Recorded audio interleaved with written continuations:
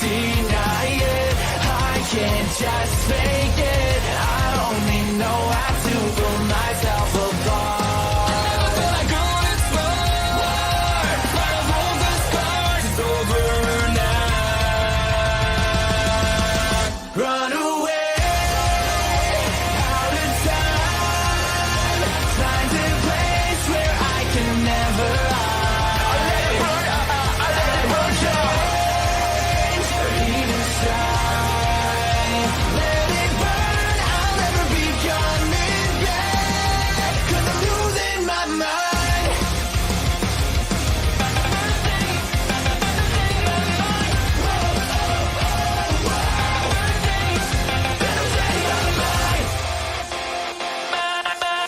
Don't call my name, don't wait for me. I will not play this dirty game anymore. I never thought I'd go this far. Another day, another to score. I never thought I'd hurt so bad. I pray to God each day it's over now.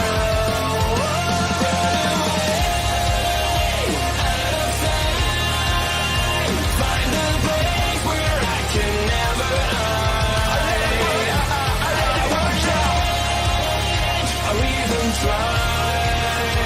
Let it burn, I'll never be coming back, 'cause I'm losing my mind. I'm losing my mind, running out of time. I hope it's a party will save me. I'm losing my mind, running out of time. I'm hoping somebody will save me.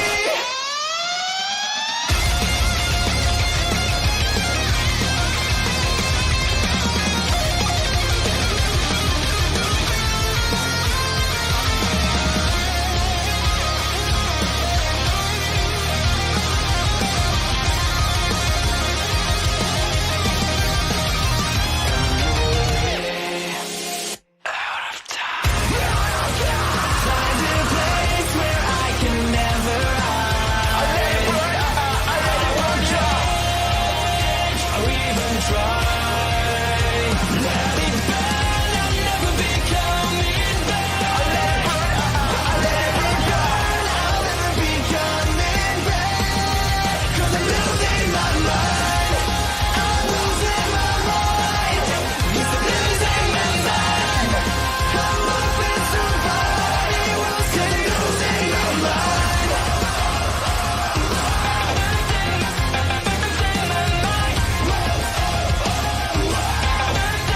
'Cause I'm losing my mind. What's up, everybody? Hello and welcome in. Paralord has that huge smile on her face. I hope you guys enjoyed the new intro for episode 63 here on EPPS 2021. I am Paramike, your host, boardman, producer, you name it, I'm everything. That lovely Gothic right there on the screen. She's the one and only. I'm Paralor. That's right. I almost had the YouTube studio here set perfectly with this, but it kind of lacked a little bit. It was somehow in a different setting, which was kind of weird for me. I had to go back and redo it again. So it was a few seconds behind, but that's okay. I'm getting closer to it. 1 week after 62, we come up with 63 already. Yeah. Are we getting back on a roll now? Yeah. Is things starting to calm down from last month? Being Don't know yet. freaking hectic and nuts? Don't know yet. Yeah. On September 29th, I will be having surgery done. I don't know what time yet, but I am going to be having surgery done on my chest to have a power port to be removed and everything. And then the next day, it's going to be even more fun due to the fact that it's our day to run around with our heads cut off. So I don't know how well I'm going to feel, but at least I'm going to try to do my best. And that was one of our podcast kitties going behind the curtain over there. If you were seeing that, he is sometimes an idiot, but hey, that's how it goes. Um, was it Sunday? You went over episode 62 video. Yeah. Yeah. Okay. Parilor ended up going over the video of 62. It's something we started doing a while back, and then we just stopped doing it for a while because everything was getting hectic. She went over. She took down some notes and everything. And when she was done, I was reviewing them, and I was like, okay, she did that. Now I have to review the audio. I started doing that. Then I am feeling not right. I couldn't concentrate as much. Don't feel bad. Um, I was sore for a few days from walking a very long distance to and from. So that was fun. And then I had to play hopscotch with road crews on the way back here to the studio and everything, which was not fun. And I started to do some audio reviews, and I still have a bunch more to go through. And I started writing some things down that Paralord did not hear on the video review, but I started hearing some things on the audio. And in the audio review, it's kind of weird on how some things would show an EVP sound wave that you can literally see, and then there's the opposite side of there's something there, but there's just a blank thin line, Mm-hmm. which is strange to me because I've never seen it, and I was doing some research about it um, the other night when Paralord was snoozing because our three wonderful podcast cats decided to keep me up a little bit longer. So I said, like, okay, I'm gonna do some research, and the only research I found is that any type of paranormal EVPs will show as a sound wave. Yeah. But in paranormal world, for EVPs to not show up is unheard of. There is no documentations of it whatsoever. So now it leaves me with more questions than me finding the answers. How is that possible? Don't know. So it's like, okay, we do our live podcast shows. Once we're done and we close all of it out and everything, and I download the entire show to our laptop, then I wait, I go to bed, I get up the next morning, I copy the audio file from the entire live stream video, put it into an audio file segment itself, and I keep on looking, and it's like, it just leaves me with more questions than answers. It'll show up, it won't show up. It's like, huh, kind of strange. But I've only reviewed, I don't know, maybe, Might as well say a smidge. yeah, just about. I mean, the last place I left off was 19 minutes and 43 seconds of the audio. That's as much as I've gone through, so that's probably 3% of the entire thing that I've gone through already. Compared to Paralor's notes, which is the entire 4 hours, semi minutes, and a few seconds. But I will try to get back into it as much as I can to do audio reviews. Then we were talking about me setting up like a digital recorder somewhere, maybe a couple more video cameras that are like battery operated or a plug operated. She was still unkeen about it, so we're still contemplating on that. We don't know if we should do it for the next show, just set it up for daylight, or wait till it gets dark and while Paralor's doing her Whatever. thank you. I knew that word was in my head. It just did not want to come out. Something else wanted to come out.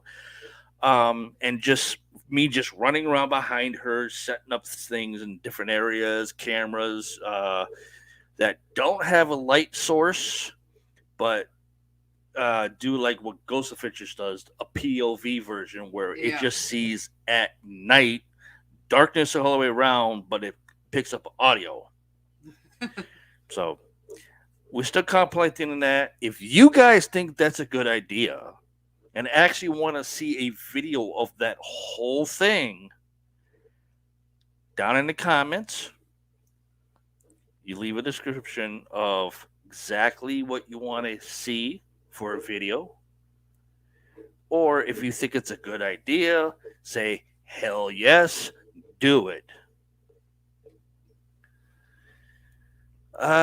Let's see, what else we got? I still got some more news. Let's see, I got 1, 2, 3, 4. I got 5 more to do of stories, and I got 1, 2, 3, 4, and I got 6 ones I have to research and everything because they are kind of interesting, but there's a lot more to them, but I won't be able to do it right away for the upcoming shows. Yeah. I know Paralore still has a bunch of shit that she has to go through. Some, yeah. Not really too much paranormal stuff going on in the news lately. Not sure why. Usually, I've actually noticed with the paranormal that it's covered, but it's not covered as much unless there's a big wave of it. Yeah. If there's no big wave of it, you get something here, something there, but other than that, nothing. Yeah. I mean, granted, next month is like 31 days of freaking Halloween, which is the hugest paranormal activities ever to really amp up. And it's like now it's getting close, which is like a week away for the 31 days of Halloween to start. Yep. It's like it's all dying down. Well, I know when the shit sandwich hit, there was like literally an uprise in paranormal. Yeah. I've noticed that too, which kind of left me with a lot of questions but no answers. Yeah. And I'm like, what the fuck just happened? Now going way back to the last pandemic, which was like 1918. Yeah. There was nothing. Yeah. There was no paranormal stories or anything of whatever happened. And now we go through this fucking shit sandwich of a pandemic. Everything ramped up, but when we get close to the major holiday month, yep. I wonder if all the paranormal ghosts, spirits, and entities, and demons and stuff decided to say, "Oh fuck this, we're taking a vacation. Let's get the hell out of here." I wonder if they all took a vacation. I don't know. Are you kidding me? At 5:15 in the afternoon on the 24th, I hear a fucking ding dong cart. At 66 fucking degrees. Who the fuck's gonna bring out their kids and get a fucking ice cream? It's cold enough outside. Shit. It's called get ice cream for your freezer. Jesus Christ. Pack up your fucking van, put it on a block, and get the fuck off the street. Jesus. People are probably at Dairy Queen right now. Yeah. Oh, let's go to the Dairy Queen. It's 66 degrees, cloudy, and fucking cold as shit. It's not that bad. Let's I get ice took off my cream. shawl. It's not that bad. I took off my shawl. Well, look where we're at. Before it was Imagine if we were out there doing it. You'd be like, fuck you, I want to go back inside. No. Exactly. It's crazy. Take the wheels off the vans, put it on blocks, and get the home. Jesus. Telling Let's ya. see. I got. Well, if anyone's. Okay, we got. Okay, one person, and We got one on Facebook and one on YouTube. wish I knew who that was. YouTube is not me. I know. I'm in the I'm studio. I'm the one in YouTube trying Yeah. to moderate. I'm the only one in the studio, so I will not show up. No shit. I'd like to know who's in the one for the Facebook one. Mm. If anyone's still wondering if I'm doing okay from my latest rant from last week, I've calmed down pretty good. Still having a hard time concentrating on what I'm trying to research for the show,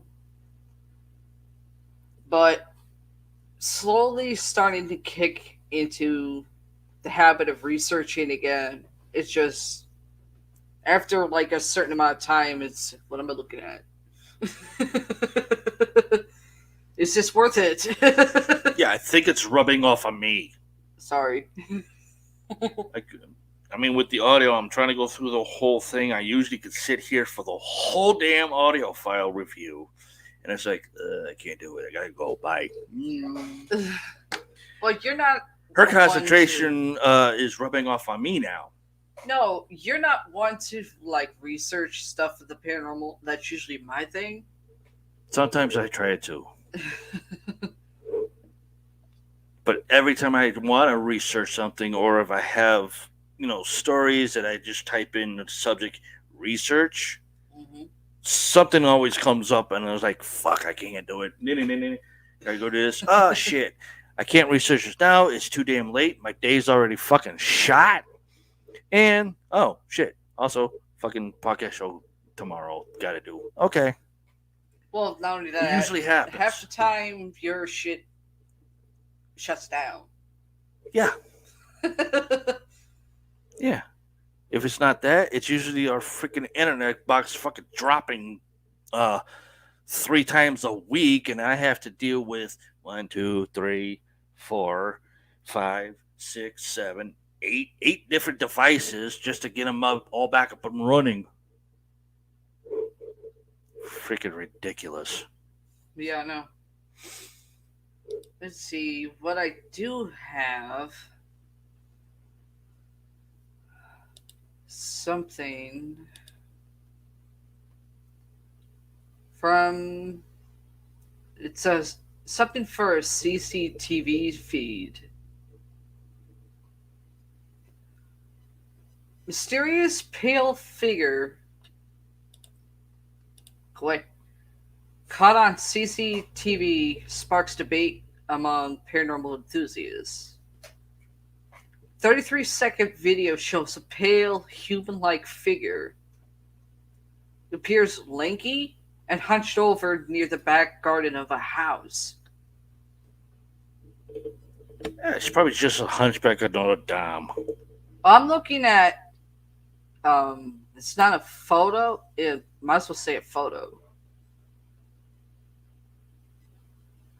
A video showing a mysterious pale figure near a house in the US is gaining traction on social media.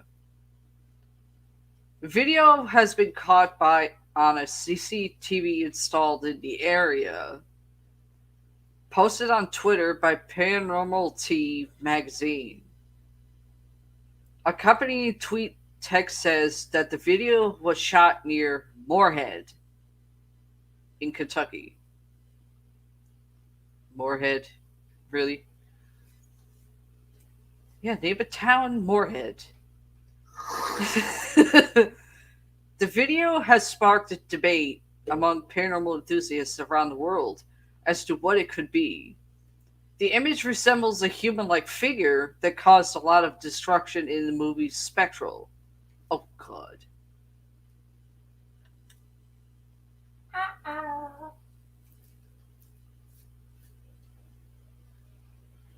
Um, it is seen carefully moving ahead and looking around while approaching the homeowner's car.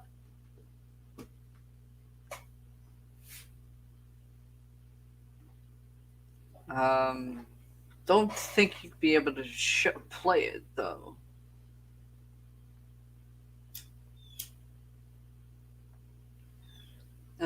In an audio clip of the CCTV, a person is heard saying you could see his face clearly. The clip shared with the caption, "Here's the video of the pale creature caught on a security cam near Moorhead, Kentucky on July 9th." Wait, if that happened on July 9th, why is it coming out now? Has amassed 500,000 views. Several Twitter users are intrigued in the video and have discussed what the figure could be. The question I have is this infrared? Basically, the camera. Is the camera infrared? Because the pale figure would actually be dark colored, dude in a black suit, and moving up white in that case. I know it's not your vid of things that like that can reveal a lot of missed detail. Another user commented, "If this was taken with a security cam, why is the camera moving like someone is holding it?" Security cams are fixed and don't float around. Another one said, "On the local firms that claim to be working in the field of the paranormal research replied, to answer why the camera is moving, you can see the reflection of the person recording this footage from their phone in the grass of the monitor. As to what it is, recording or recording degrade the quality of the original footage. No way to know what we're seeing." Let's see. That's all I got for that. I mean, looking at the regular photo, even though this is CCTV camera footage, I don't think we can show it.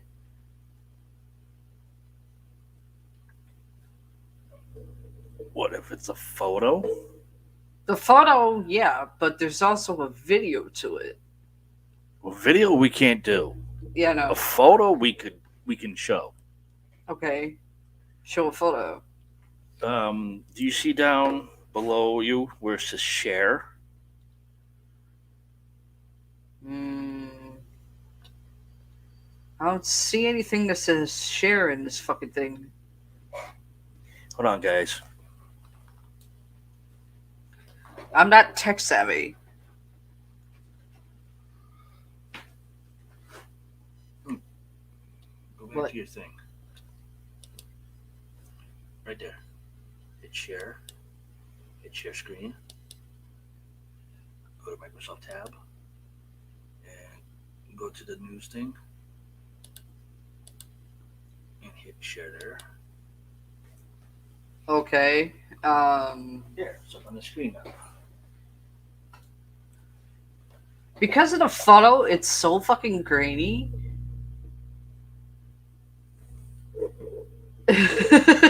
What the fuck?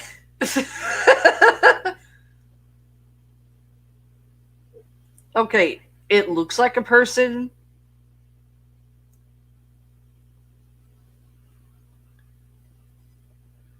Could it be paranormal? Is there any No. way you could blow that up? Blow it up? Yeah. Uh, Go up on not, your top right side of your screen with the three little dots. Drop it okay. down and put it Oh, in. Keep going. Keep going. Now scroll your. Hey, a moderator's here. Yay. hey, Gloria. Oop, back up just a hair. It looks like a standing sloth in that photo right there. Okay. Now go back to the bottom of your gray bar there, where you can slide it. No, no, no, We're right here. no. Go down. Go all the way down to the end of your page, where the sliding bar is. No. Go to the sliding bar. There. Oh, Slide it over. There you go. it looks like a fucked up split. Looks like it's a fuck up split. That's what Gloria says. What the fuck is that? It's a pale figure caught on a CCTV camera. The Can't first play the picture, video. the first picture looks like a humped over sloth. The second one, it looks like it has fucking human hair on its head. And it looks like a child with like really skinny legs. It was caught on the CCTV camera, Gloria. You can't play the video, but the photo's the best we can do. Okay, I've seen shit. I want to say that's a person. I mean, Oh yeah, the second photo, it has hair. yeah, it's a person clearly. Okay, but the first photo, it looks like a humped over sloth. It's like it's creepy, like it's. Yeah. I don't know.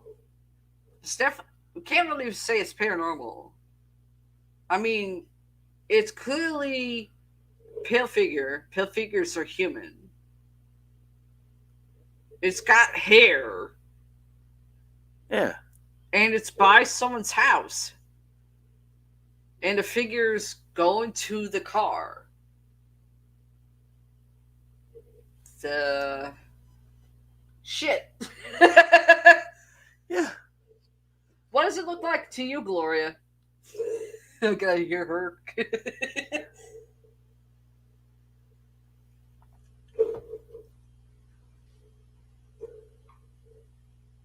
I swear, the first one, it looks like a humped over sloth with a turtleback.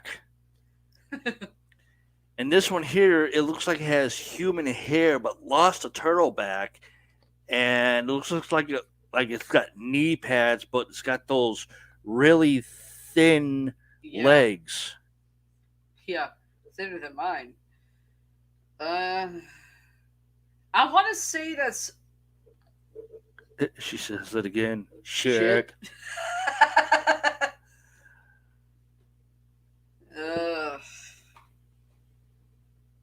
I don't know. It's this thing is fucking confusing to me. If we could play the fucking thing, because the video's on Twitter.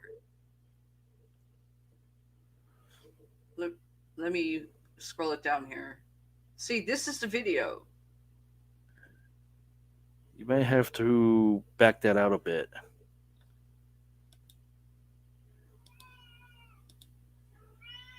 Okay, now go down the gray bar and slide it over. And come up a little bit. I mean, watch on Twitter, it says. Can't tell how large it is. Could it be an imp? I've heard imps were short. How many imps have hair and it looks like it has a turtle shell on its back with kneecaps to protect your knees? I mean, the video's on Twitter. I don't know if we can show it. South Venice, Florida. Shocking. Should we try it? No, No? we'll get a copy strike for that garbage. For Twitter? Yeah. Okay. Stop sharing. That's just fucking nuts. I'm sorry.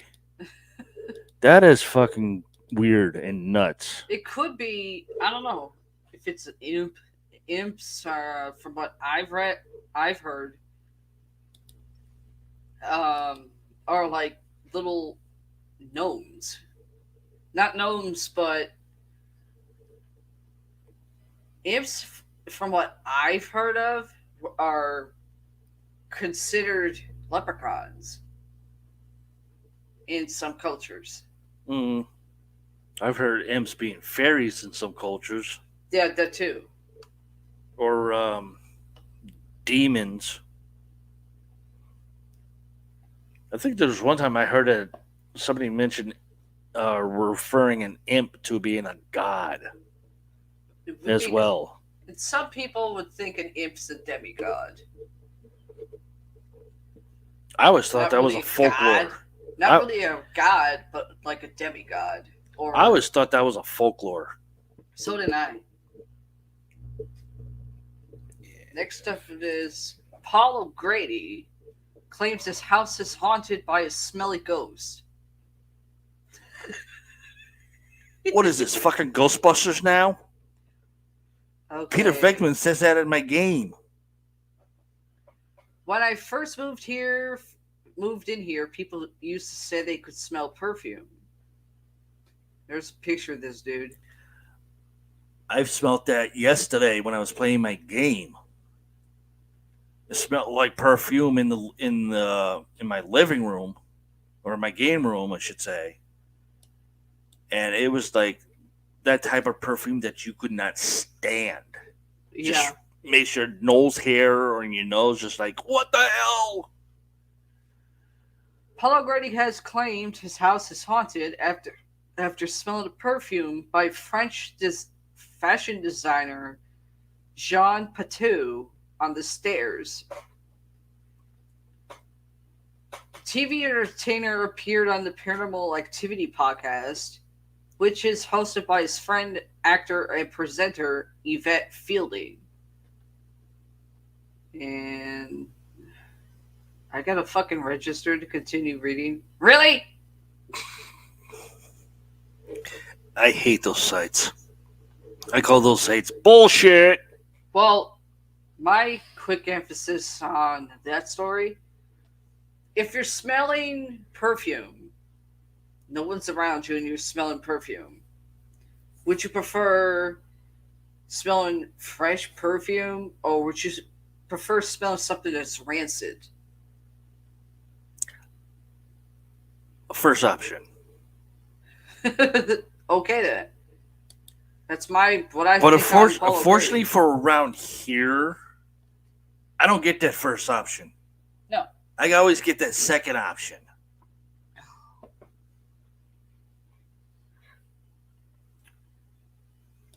Unfortunately. Extraordinary trove of ancient gold rings discovered in Romanian grave. And being part of also Romanian, I kind of have to. Go with the flow. Yep. Archaeologists in Romania have discovered an extraordinary cache of ancient gold rings that a 6,500-year-old woman wore in her hair. The trove is a Copper Age grave includes 169 gold rings, 800 bone beads, and an ornate spiral copper bracelet discovered by a team from the Tari Crisol. Sorry, words are hard. Crisorior Museum in Oradea, Romania. The jury was laid to rest alongside a burial of an extremely rich woman. Museum director Gabriel Moisa said Romanian outlet Asia Press reports archaeologists identified the remains as belonging to a woman based on the size of the skeleton and the fact that it was buried with no weapons. The skeleton also indicated she was tall and well fed. How would you be able to tell that by bones? And the good condition of her teeth provided more evidence she enjoyed elite status. The finds date back 6,500 years to the Copper Age.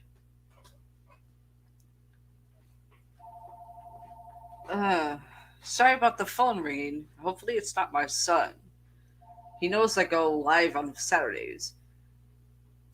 Kalian Tiemes, the lead archaeologist on the project, described the finds as a phenomenal discovery, saying such a treasure no longer exists in Central and Eastern Europe. The museum wants to learn more about the woman with whom the treasures were buried. The bones have been sent to laboratories in Targu, Mureș, Transylvania, and Holland for carbon dating and DNA testing. We want to find out what kind of culture the person belonged to, and also whether the rings were made of gold from the Transylvanian archipelago, Moisa said. Was Davy? Huh? Nope. Oh. The team's take a shot. I stumbled. Excavations took place from March to June 2022 this year, as well as the incredible discovery of the Copper Age burial. Other excavations along the route of a new highway under construction in Romania have found remains from the Neolithic period, Bronze Age, the Romanian Empire, and medieval epoch, according to a post on the museum's Facebook. That's it. Really?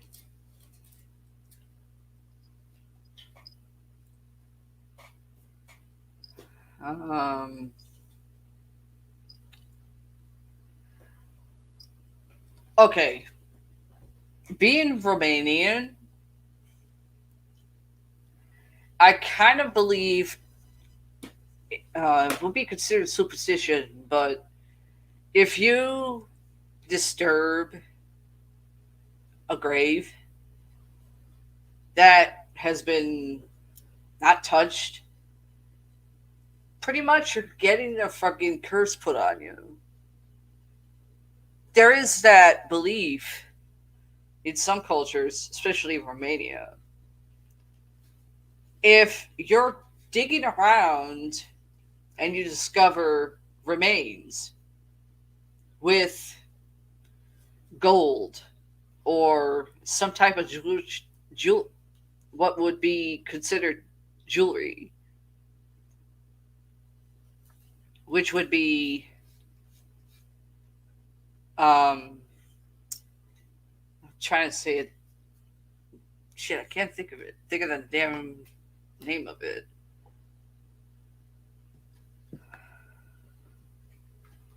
If you dig up a grave after finding supposable gold jewelry or something that would be gold, you won't know if it's gold or copper or bronze simply because they didn't mark gold way back when. You got what you got. If it was shiny, it was gold. If it was wasn't shiny, but it had a bit of a hue to it that was bronze. Um,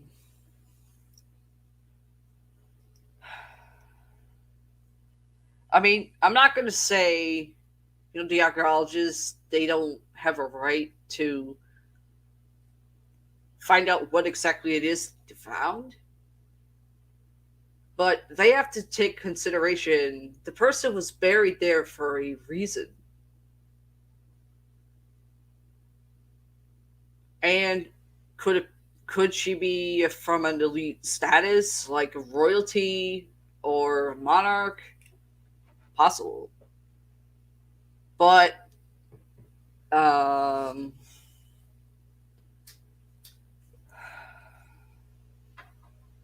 I'm actually lost for words because I really don't know how to put this without pissing anybody off. Go for it. As it says with Egyptian, if you disturb a tomb, there's belief that there's a curse put on there. Or person disturbs it is going to be cursed. Same thing goes for Romania. You dig up a body that's been buried, you're basically disturbing the tomb. And could possibly end up facing the wrath of a curse. There were curses back then, in 6,500 years ago.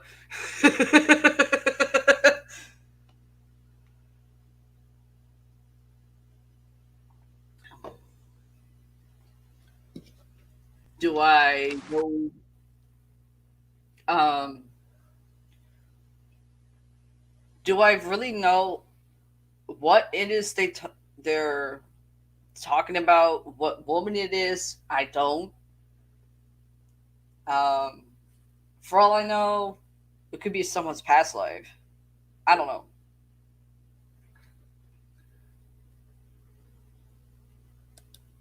Let me see. Okay. Oh, now you're gonna go stupid. There we go.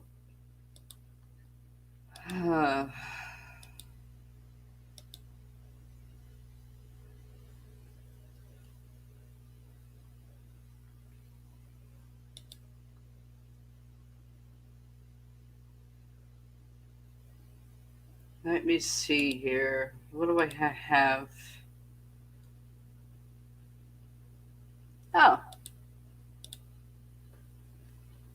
giant meat eating new dinosaur species discovered in Argentina.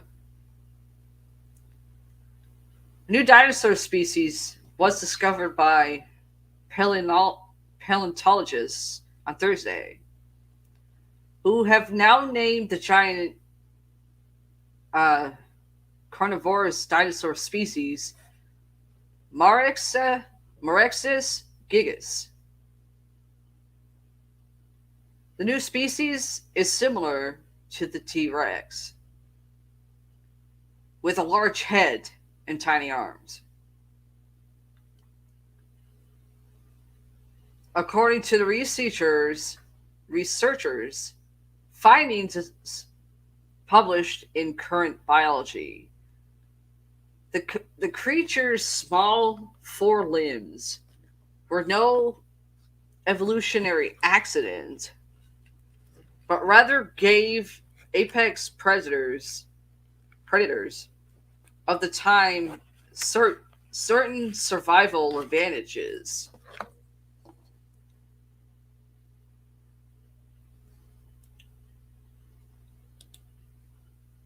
The findings were obtained. Then I actually seen a photo. Let me see here. Share screen.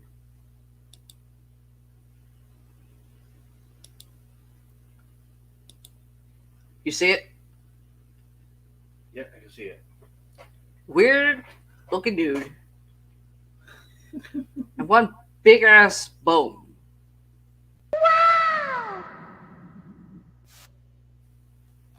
Really weird big ass bone. I wouldn't know if it's part of a leg or upper body. I don't know.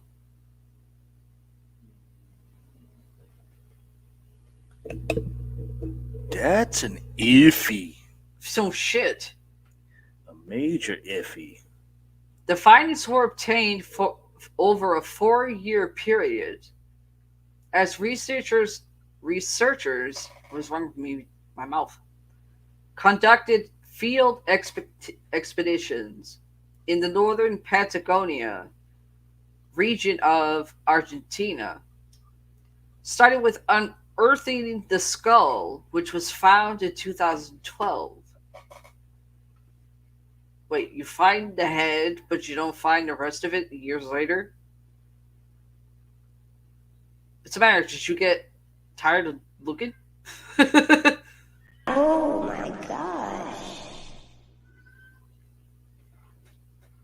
The species name, Morexus gigas, is named after a dragon in the Song of Ice and Fire book series that inspired the TV show Game of Thrones. Okay, Game of Thrones is a TV show. Why name something that could be related to the T-Rex? Name it after a dragon. Why? It's not a dragon. The Morexus remains indicated that the dinosaur died at about 45 years of age and about 4 metric tons of weight. Researchers said in their findings they believe the dinosaur lived 90 to 100 million years ago in what is now Argentina. According to the researchers' findings, the new species is the most complete. Oh god, I'm butchering this one. Archodontosaurid, yet from the southern hemisphere, and it documents peak diversity of Caradoratoria torii just before they went extinct.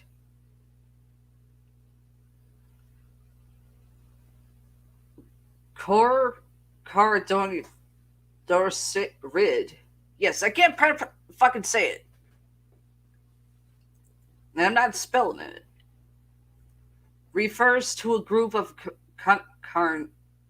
carnivorous theropod dinosaur species. Here's a picture of what it's supposed to look like. Wow! That's a fucking T-Rex!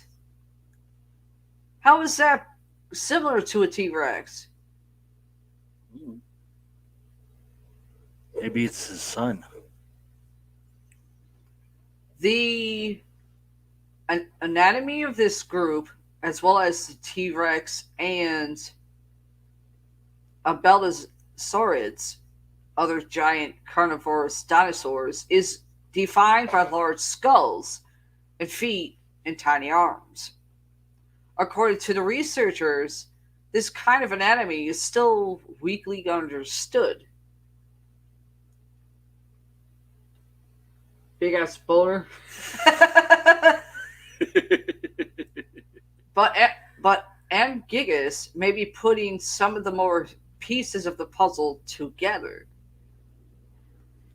The skeletal findings in Argentina produced groundbreaking anatomical information as they included an almost complete forelimb that allowed the researchers to understand a remarkable degree of parallelism between the latest diverging Tyrannosaurus and archer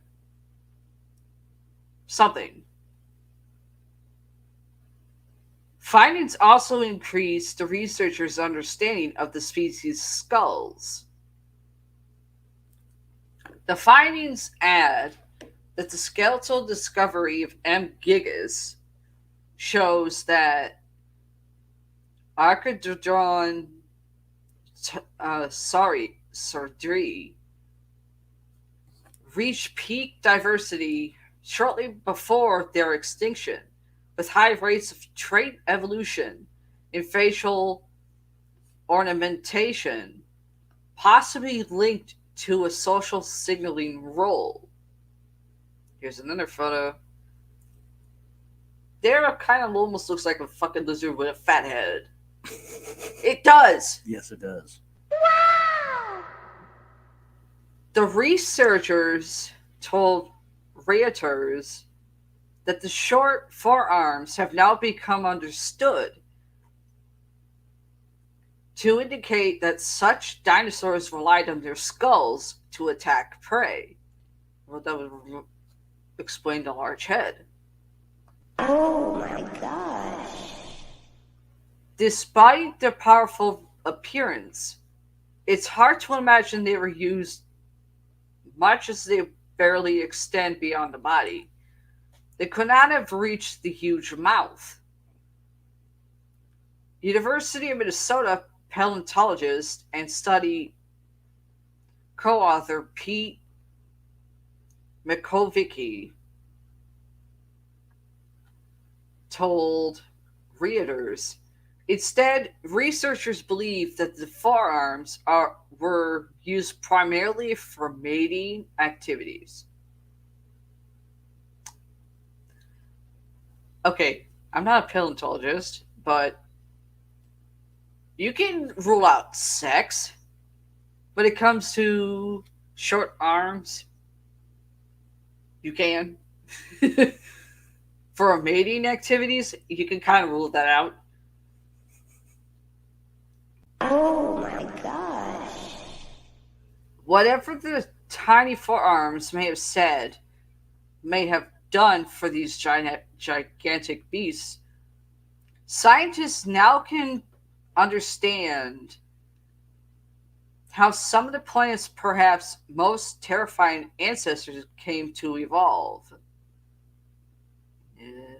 That's it for that. Not really much.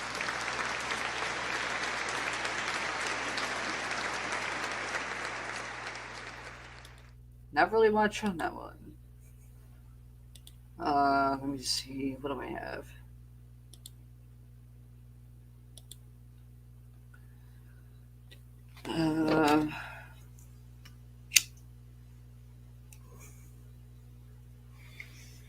Yeah, I saw that pop up. I'm like, oh, I gotta put this up there.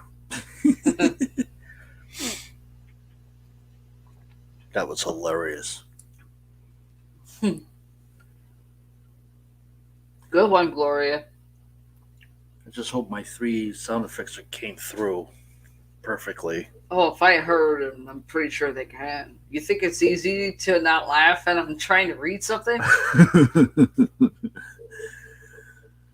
I just figured, well, since we have this area here, I might as well throw 3 things up and see if it works. Let's see. I'll try to find more sooner or later to throw up. 10 most haunted cities in America, and the ghosts that call them home.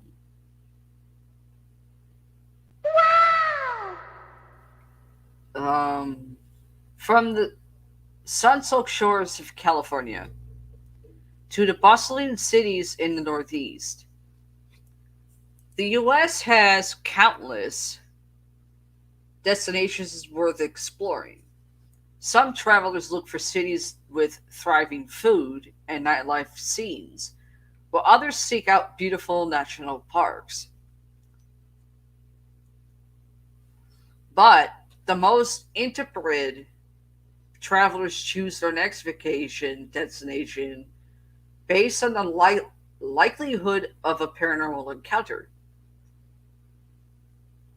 Ghost hunters flock to the most haunted cities in America, known for spirit sightings at eerie locations not typically found in guidebooks. Tr- Tragic past events have allegedly caused ghosts to linger in hotels, restaurants, parks, and more in these cities. But even if you don't experience any paranormal activity, you'll at least have a memorial time, memorable time learning about the area's dark history.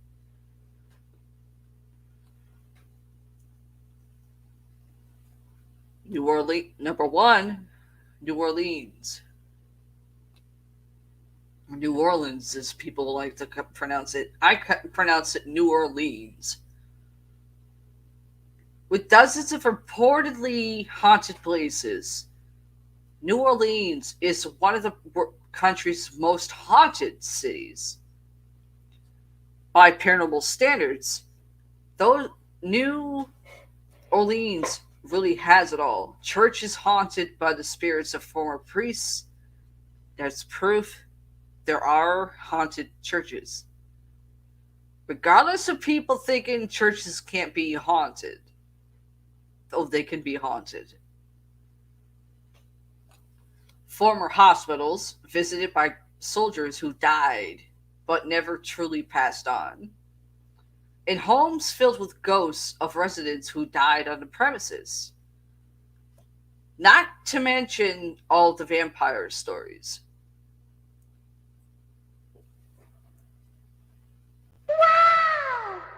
Oh my gosh. The city also has its share of notable ghosts, including Arthur William Faulkner, whose spirit is sometimes spotted at his former home turned bookstore, Faulkner House Books. Old Absinthe House, open since the early 1800s, is supposedly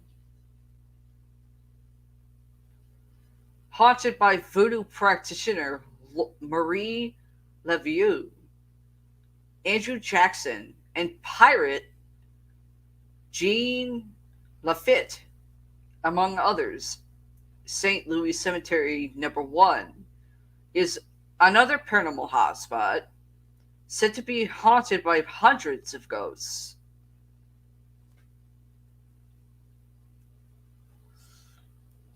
Number 2,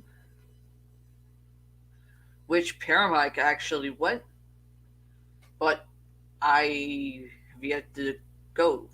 Chicago, Illinois.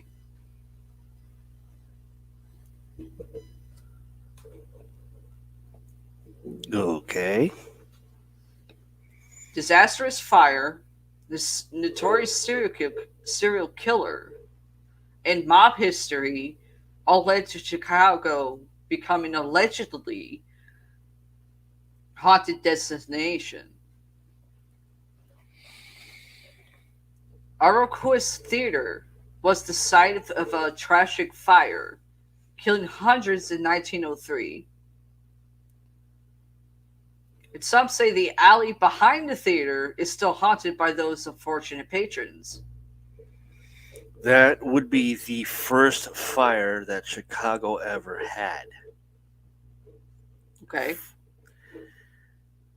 Years later, in 1920, there was another fire at the same location where I went to actually see Super Mario Brothers, the movie, in that theater. Yes, folks, that's where Super Mario Brothers, the movie, first came out, was in Chicago at that theater. And yes, that theater is fucking haunted to this day. I should know. Because that's where I had my second paranormal experience. H. Holmes, the country's first serial killer, murdered dozens, if not hundreds, of women in his infamous murder castle. Why am I hearing buzzing?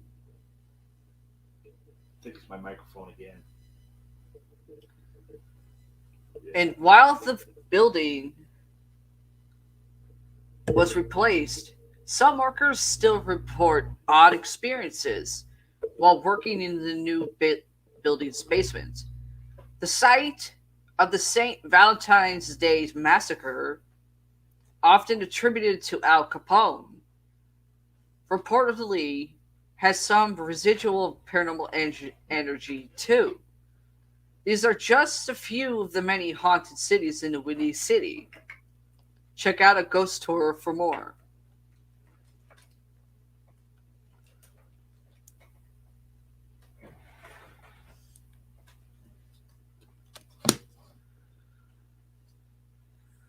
Number 3, Savannah, Georgia. Where Jeff Dunham's ex-wife was born. Savannah, Georgia is often ranked among the most haunted cities in the U.S. Historic homes, inns, and restaurants are rumored to house the spirits of former residents and visitors. In fact, those looking for a thoroughly spooky weekend in Savannah can opt to stay at an allegedly haunted hotel and eat at the restaurants still frequented by spirits that never fully left the earthly realm. Moon River Brewing Company. Oh, you've heard of that one. Moon River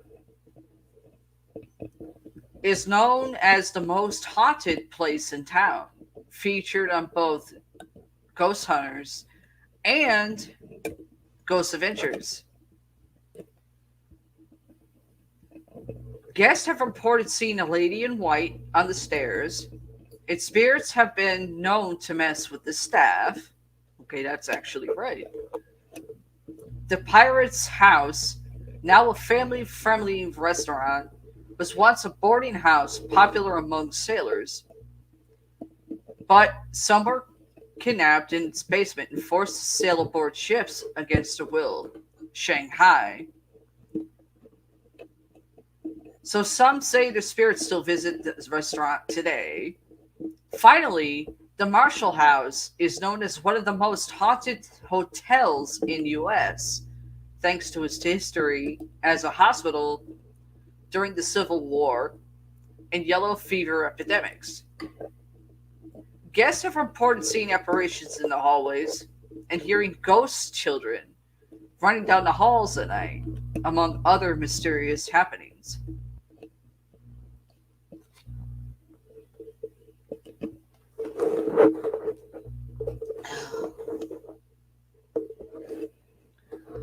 Number 4, St. Augustine, Florida.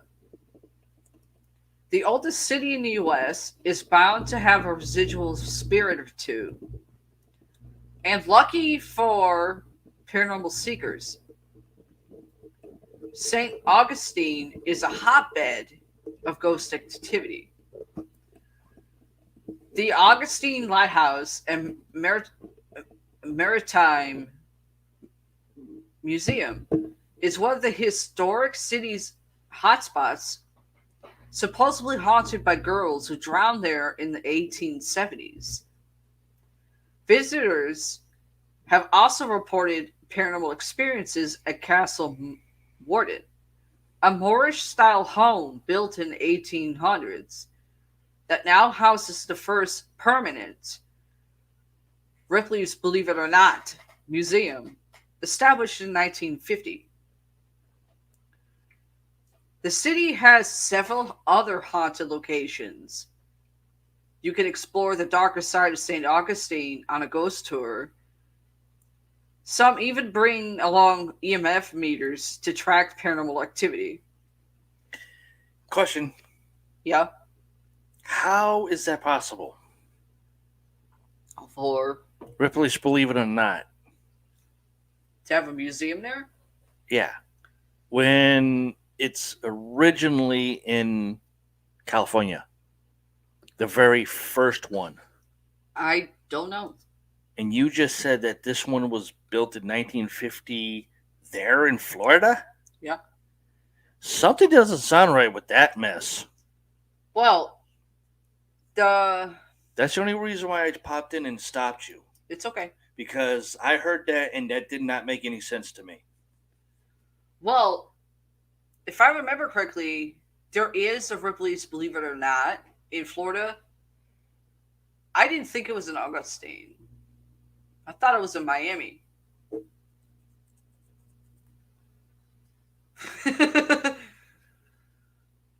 Yeah, but the way you said it, it was the first one built in 1950. Well, That's the part that confused me, and that's why I jumped in. well, no, the house, the home itself was built in 1880s. Right. In 1950, it got turned into the Ripley's Believe It or Not Museum. Right. Which that part there is confusing to me because the first one ever made was in California. As some people will want you to believe. Exactly what GAC said. Well, yeah, Was that building in California was the first one to be made, and then it just sprouted out through the world. Yeah. So how is this one supposedly the first museum compared to the one in California being the first building ever built? I don't know. And then everybody else just decided to get in. Well, obviously in California, yeah, that's the first one that was ever made. But it could, but at the same time, that place, is haunted. Right. Because of all the artifacts that Robert Ripley has. He was also a few screws loose too. I think he was born without screws. There's a difference. The one in Florida could have came years later, but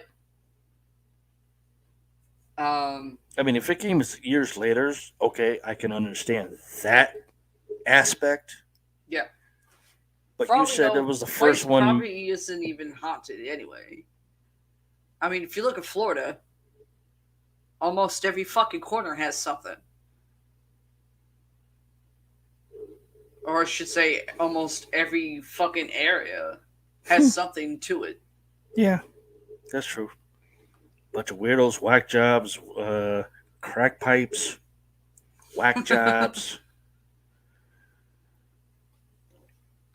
State of Florida's nothing but a big old death island. Oh my gosh. Picked up my ashtray. Number 5, Portland, Oregon. Portland, Oregon might be best known for its incredible craft beer scene and artsy vibes. But the city is also one of the best destinations for ghost hunters. Shanghai Tunnels, which Ghost Adventures actually did for season 8, Aaron Goodwin was born there. are perhaps the most notoriously haunted site in the city. In the late 1800s, the city was a major international port, and underground tunnels were created to transport often illegal goods across Portland. According to local lore, residents hanging out at local bars were kidnapped and taken through to the tunnels to waiting ships, never to be seen again. Some say the victims' souls still haunt the bars above ground. You can even take a ghost tour to learn more about the city's gritty past. Number 6, Gettysburg, Pennsylvania. Areas where historic tragedies took place are often considered paranormal hotspots, and the site of the Civil War's bloodiest battle is regarded as one of the world's most haunted places. Some reports seeing the ghosts of the soldiers on the battlefield and inns, which are hotels and motels, and a farm in the area are haunted too, according to the Travel Channel. Visitors can take a ghost tour to learn more about the history of Gettysburg and the tragic spirits still said to wander these grounds. Number 7, Washington, D.C.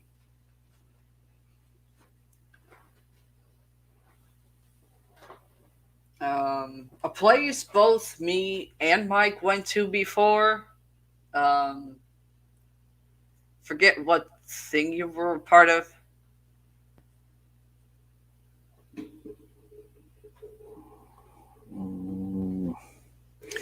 Let's see, I was a part of ADP, which is Anti-Displacement Project, That one. and there was a Rise for Social Justice. There I was a part couple of. too. Huh? I think that was one of those two where we both were actually at Washington, D.C. I forget.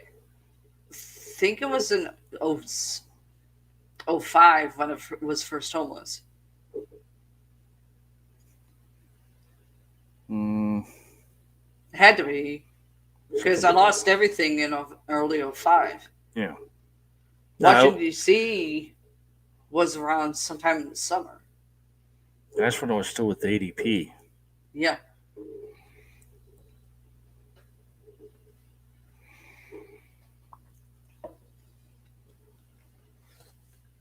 Our country's capital has seen its fair share of history, so it makes sense that Washington, D.C.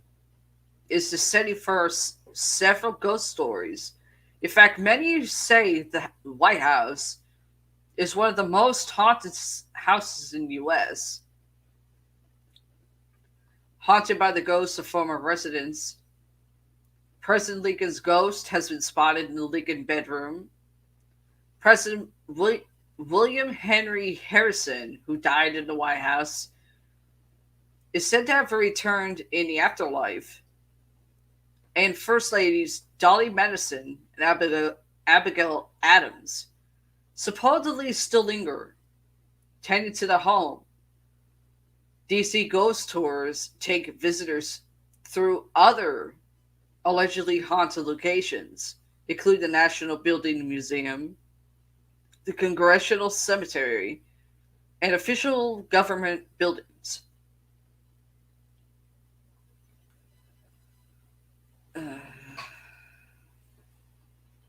Number 8, California. Number 8, California. San Francisco. California has more than San Francisco.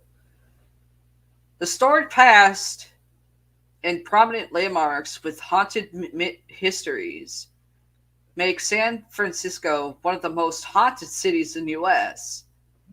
China Campsite Park, the USS Hornet, and the Mere Island Naval Shipyard are all said to be haunted. But the number one San Francisco hotspot has to be Alcatraz. I don't mean WE. Alcatraz as in the prison. According to the Travel Channel, there are a few ghosts still lingering in the infamous prison, but the spirit of Al Capone is perhaps the most notorious. Some say you can still hear him playing his famous banjo tunes.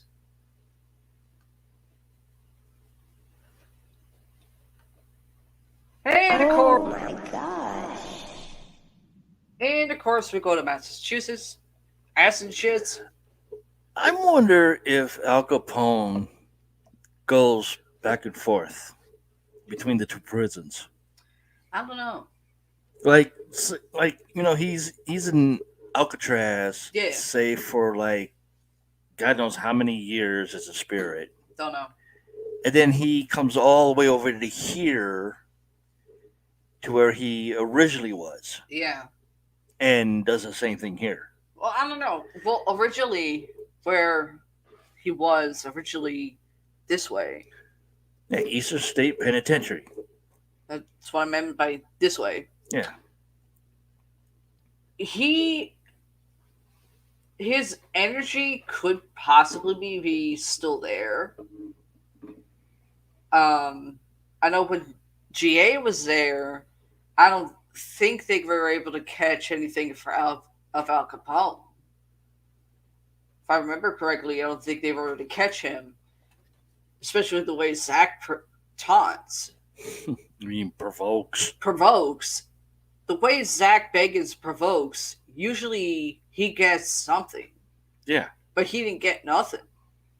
Well, he did get something during the interview in Al Capone's cell, which was weird. Yeah, but nothing that night. No. Which is even more stranger. So I wonder if Al Capone was there, say like the night before, and then Zach wanted to do the entire investigation of his cell the next day. Yeah. You think he may have gone back to Alcatraz and like, oh no, I'm not going to deal with this retarded idiot. Let me just fly back to Alcatraz where I'm safe. Well, I know with energy, there are places where they can have one person could be staying in one place, but they die in another place. Mm-hmm. Some of that energy of the person could still linger at the other place or at both places, for all we know. Yeah, that's why I said. I wonder if he travels. Like, spend some time on Alcatraz, and it's usually boring. Nobody's there to do investigations. Nobody there to take a tour for investigations. Let me go back to my original home, which was Eastern State Penitentiary, and see what's happening over there. I wonder if that happens. I don't know. That'd be cool, though. Number 9. Massachusetts, Salem. It used to be my second home. Perhaps best known for the Salem witch trials that resulted in the execution of 19 people. Salem, Massachusetts, is said to be one of the most haunted cities in the U.S. Some say the ghosts of those killed during the trials still linger in Salem to this day. Lyceum Hall, now Turner's Seafood, is allegedly haunted by the first victim of the trials, Bridget Bishop. According to Atlas Obscura, and Howard Street Cemetery is haunted by Giles Corey, who was tortured to death after being accused of witchcraft, according to CNBC. Oh my gosh. Learn more about Salem's spooky side on one of the many ghost tours offered. And lastly, San Antonio, Texas.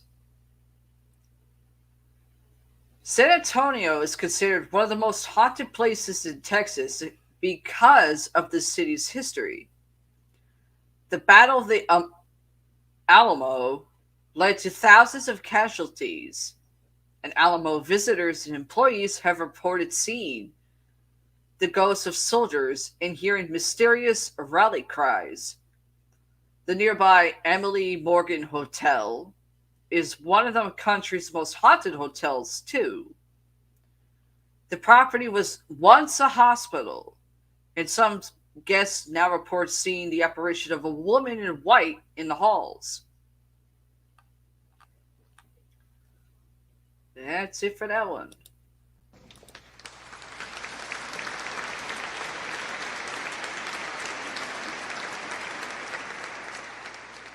Let's see. We're going to stay in the paranormal topic here.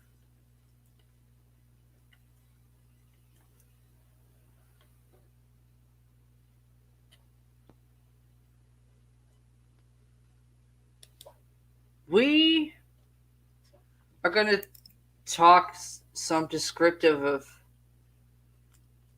paranormal places, haunted places,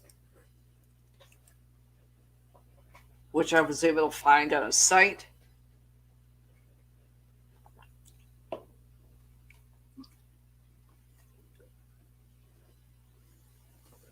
And we're starting in Connecticut. Ansonia, which is the first place that's supposedly that's a haunted place in Connecticut. So we're in the Upper East Coast.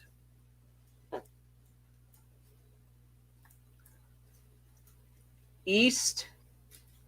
East. What am I talking about? Ansonia, Eagle Hose Company number 6. It's a firehouse. Clarifying because Paramike just looked at it like, what? No, I heard a pop in my headsets. Oh. So that's why I looked up and was looking, and I know it was you doing it, so it's like, what the hell was that?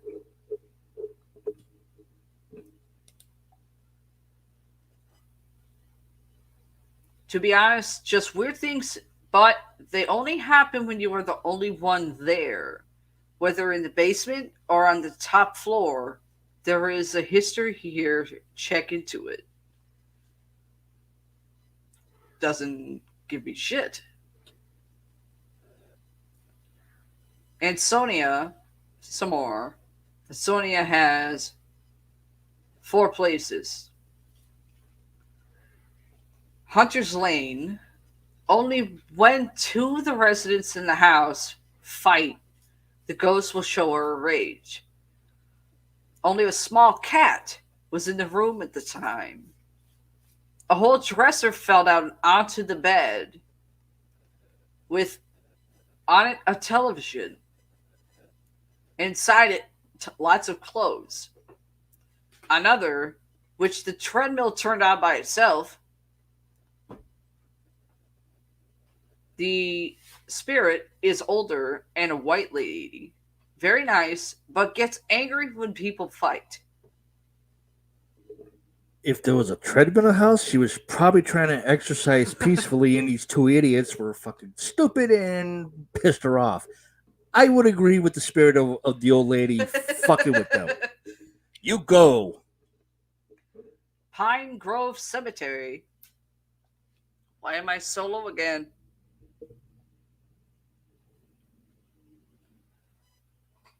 Some have reported hearing children playing, smelled roses, heard chains rattling. Hotspots where it would be warmer than the rest of the cemetery. And on the way out, witnesses have seen 3 figures, which seem to be guarding the gates, and 4 figures walking toward them. Okay, I've been to Connecticut. I've driven through Connecticut.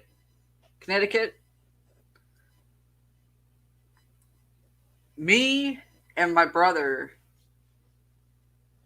Richie, we've always wanted to try to see if that was actually true by actually going to the cemetery, but my father wouldn't let us. I hate the fucking state. They won't let me get my license. Identity theft problems. The last one for Ansonia. Webster House Company number 3. Strange sounds have been heard. That was me. Feelings of not being alone. A grandfather clock that dates back many years will start chime every 15 minutes. Okay, that would drive me nuts. Chains being dragged across an upstairs floor, as well as voices, coughing, and laughter have all been heard by witnesses that were alone in the building.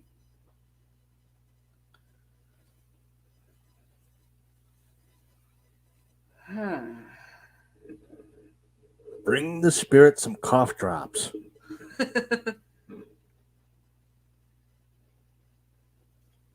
Avon, really? After after a fucking stupid after a stupid company, you have to name it Avon. Name a place Avon after a stupid company. Avon Old Farm School. A little girl, friendly, appears early in the morning around 3 a.m. in one of the homes attached to the dorm. She is often looking for her mother or playing in the second floor of the house. She usually appears in the summertime. Okay. Well, here's that old question that people wonder. Is it an actual child? Due to the fact that it appears around 3 in the morning. Oh my gosh.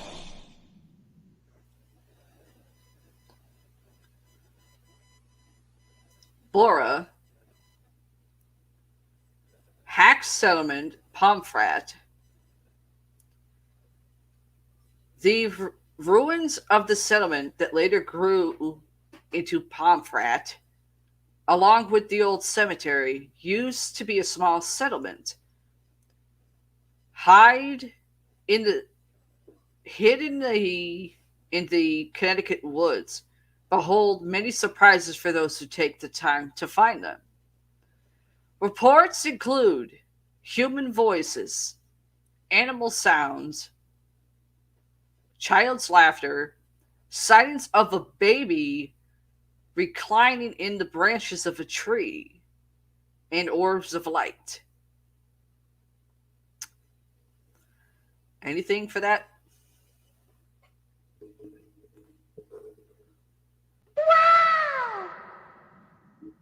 There you go.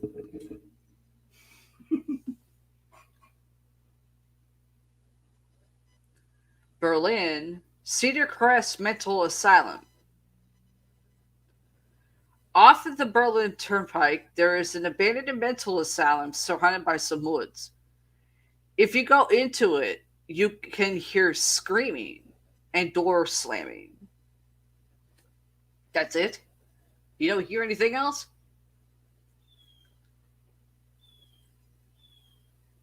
Shut up, fucking bird. Lamentation Mountain. At the summit of Lamentation Mountain, along the Metabessa Trail, there are reports that a woman can be heard sobbing if it is quiet. The sobbing can be even heard when there is no wind. There is a legend that a woman killed herself by jumping off the cliffs. It still haunts the area. But if it's a legend, how come no one's looked into it?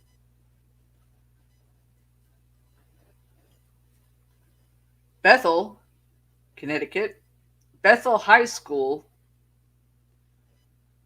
There have been sightings of apparitions on the second floor and the basement. Cold spots have been experienced in the basement also. There have been numerous suicides associated with the school. At one point, the school was called Suicide High. Really? Who came up with that one so they can get slapped? Bethel Volunteer Fire Department. Firehouse Ghost. Sounds of someone or something falling with nothing out of place.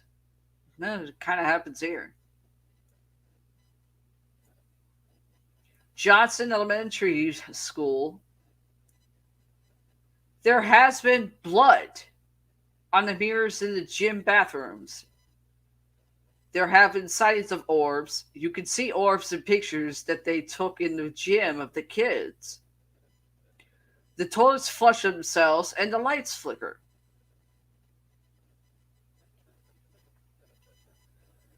Wood Booster Street. In a boarding house on the Danbury end of the street, there is a room where one man committed suicide and another overdosed on heroin. Former residents of the room report hearing screams in the night and the illusion that the walls are melting.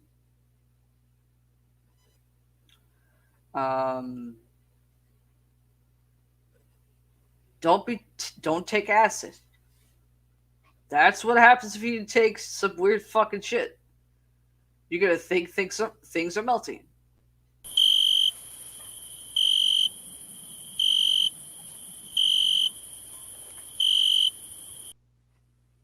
Bloomfield, St. Thomas.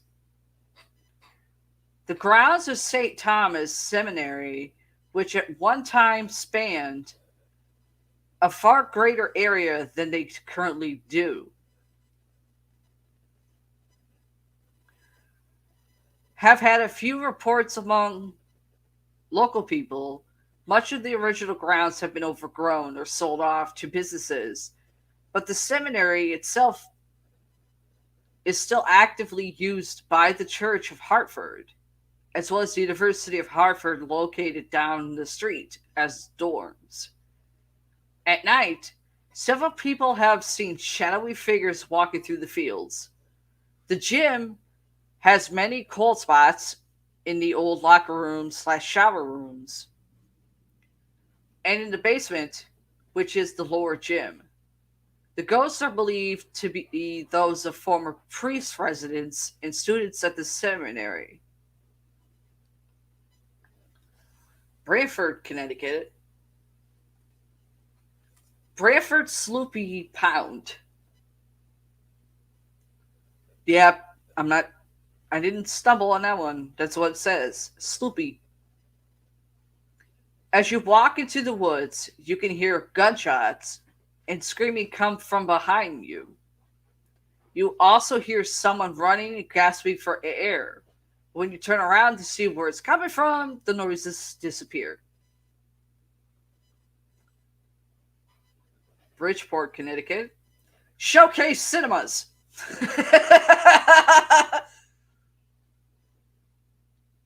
Rumor has it that the projection booth is haunted. Sometimes film reels will start shaking by themselves or the lights flickering. Old Remington Arms Factory, which have been on Ghost Adventures before.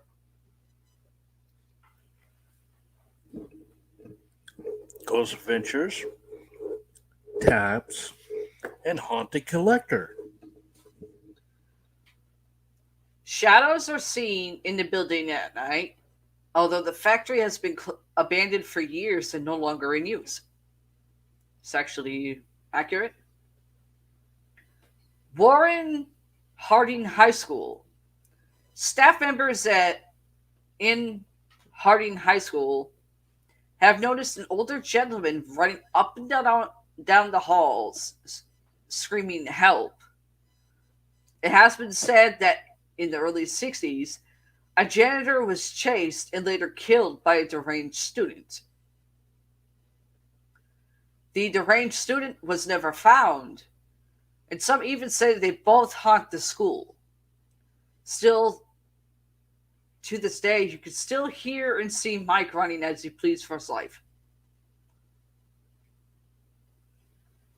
That would be the janitor. Bristol, Connecticut. Church of Eternal Light. Formerly one of the 3 original churches built in Bristol by the Seasons family, church was built late 1889. It has been on national TV. Has been on a national TV show. A ghost hunter filmed ghost balls or spirit balls. There are also reports of a former churchgoer who was struck by lightning on the front steps. That sucks. There have been also reports of an apparition seen in the bell tower.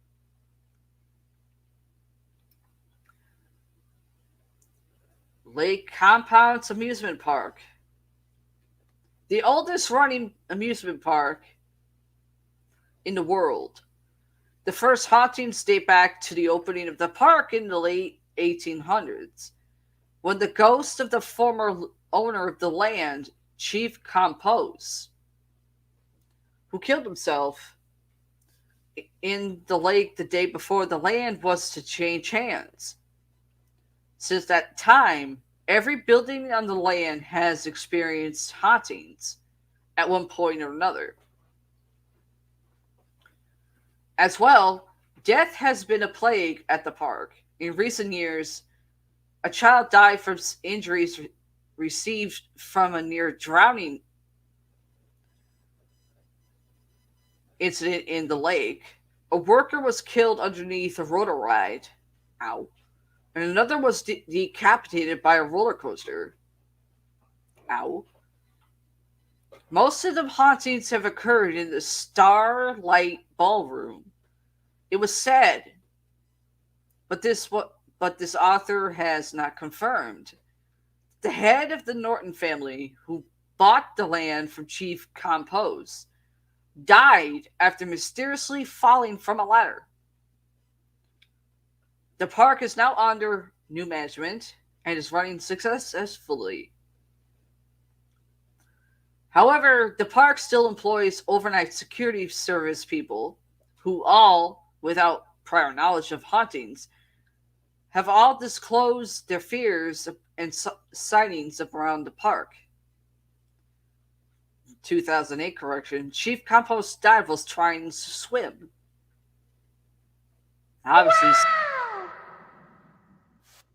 Obviously somebody fucked up. You're getting too cozy with that shit. Peacedale Cemetery. Sightings of a white wolf that walks down near the banks of the stream that runs through this cemetery are usually sought by those who have a deep emotional problem bothering them. Okay, so if someone's citing a white wolf and they're in emotional turmoil, what is that supposed to indicate? I always thought that if you see a white wolf, usually means good luck or protection. Mm, That's what at least I thought. that's what I thought too. Now, if it was a black wolf with red eyes, that means you fucked.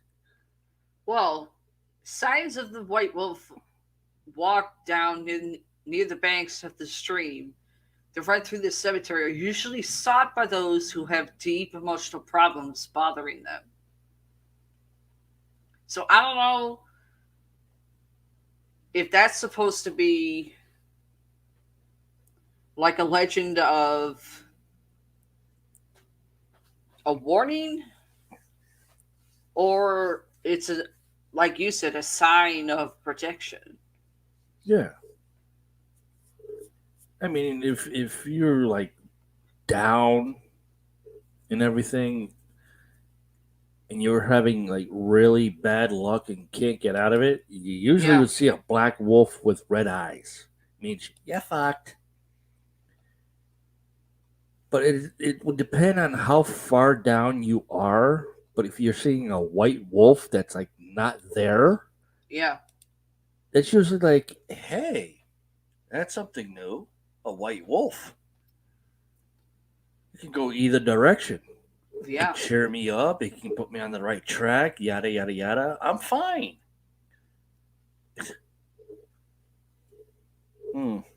Don't know. That leaves more questions than there are answers and opinions. Yeah. Pine Lake area. Feelings of being followed.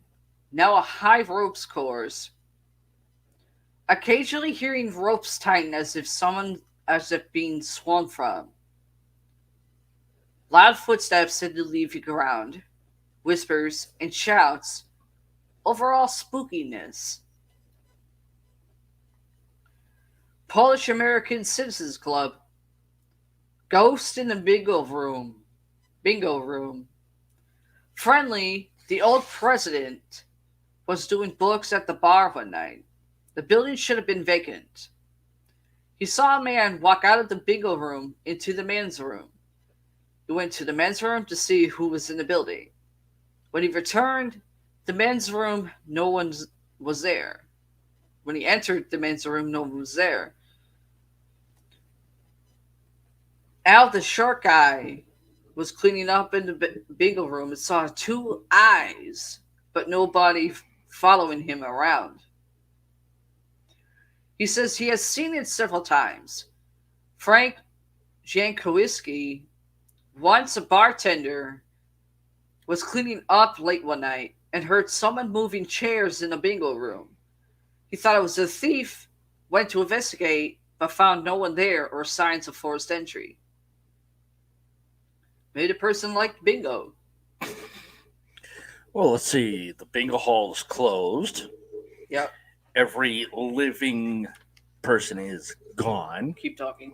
So, what's the problem of the spirits deciding to have a night fun filled of bingo playing? It's a natural routine for them. I say, don't worry about it and just let them have fun playing bingo. That's at least what I would do. Oh, okay. Well, the big hall is closed. We're doing all this. The spirits are now taking over for their bingo night. So, what the fuck? Don't have to worry about it. I'm fine. They're just having their old lovey-dovey, happy fun night bingo thing. Come on. Seriously. Fucking people are stupid when it comes to bingo. Jesus Christ. Well, while Paralore is taking a step out, I'm going to switch cams here and read a story of mine. Here I am. Let's see. They were talking about Lake Mead in the last one, and they only found like 4 bodies. Now, they have just found a 5th set of human remains in Lake Mead. Historically low water levels turned up the 5th set of human remains in Lake Mead. Another set of skeleton bones has been found in a beached area of the reservoir, adding to the following list of grim discoveries being uncovered due to a worsened drought affecting the lake in Colorado River. As water continues to drop to historically low levels, yet another set of human remains was found at Lake Mead National Recreational Area on the Colorado River Monday, according to the National Park Service officials.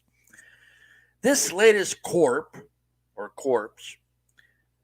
marks the 5th such discovery this year.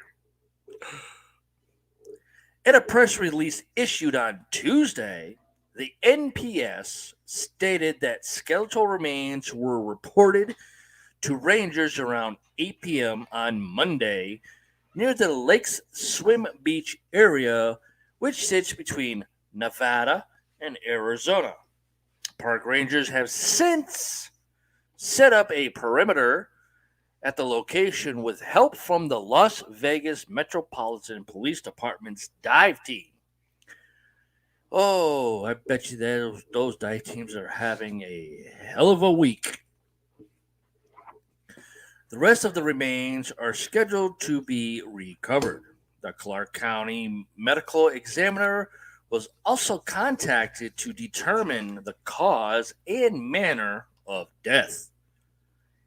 And an investigation is underway. No further details were available at the time NPS issued its statement Tuesday.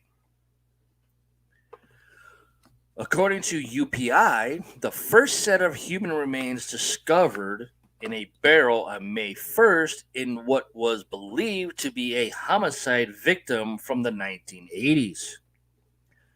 At the time, Las Vegas Metropolitan Police Homicide Lieutenant Ray Spencer said there was a good chance, in quotations, more remains would be discovered in Lake Mead if the water levels continue to drop. Days later, a second body was discovered by two paddle boarders. Then, a third set of human remains was found in late July, followed by the fourth set in early August in the same area where the most recent discovery was made. And it's not just human remains that have been found on the edge of the lake. Dozens of sunken boats, including a World War II era boat, trash, and baby strollers also have been among the findings. Sounds like the Connecticut River in Massachusetts. Just about. Water levels at Lake Mead, the country's largest man-made reservoir at the Hoover Dam, have dropped to the lowest they've been since the reservoir was first filled in 1937, and officials worry that if the lake keeps drying up, there might not be enough water in the reservoir to produce hydroelectric power at the Hoover Dam on the Nevada-Arizona border. As the Southwest endures the driest 2 decades it's seen in more than 1,000 years, federal officials announced on Tuesday that Arizona, Nevada, and 4 other states will face cuts in the amount of water they can draw from the Colorado River, which has also dropped to record levels. U.S. officials say they made the move in order to protect the river's long-term sustainability. Yeah. What next level safety is to be done? That's the big question for that mess.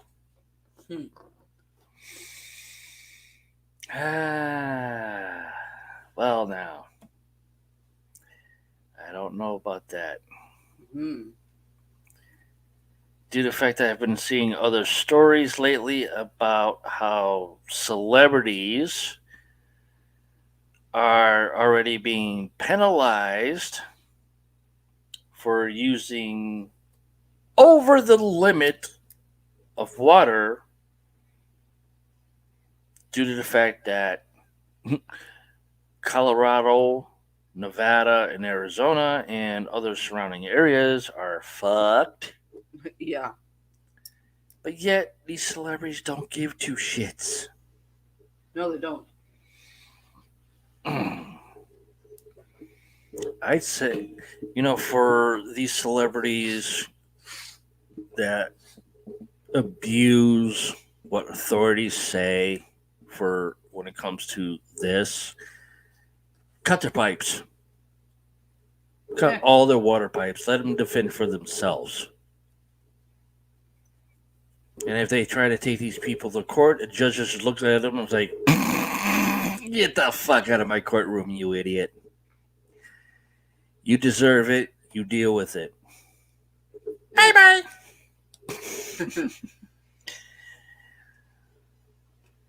I mean, if we ended up in a situation like that here in the East Coast, Um, yeah, I would go out and buy a shitload of water and just store it. This right here, hey, at least I know I have plenty of water to survive on, plenty of water to use for cooking, plenty of water to take a bath.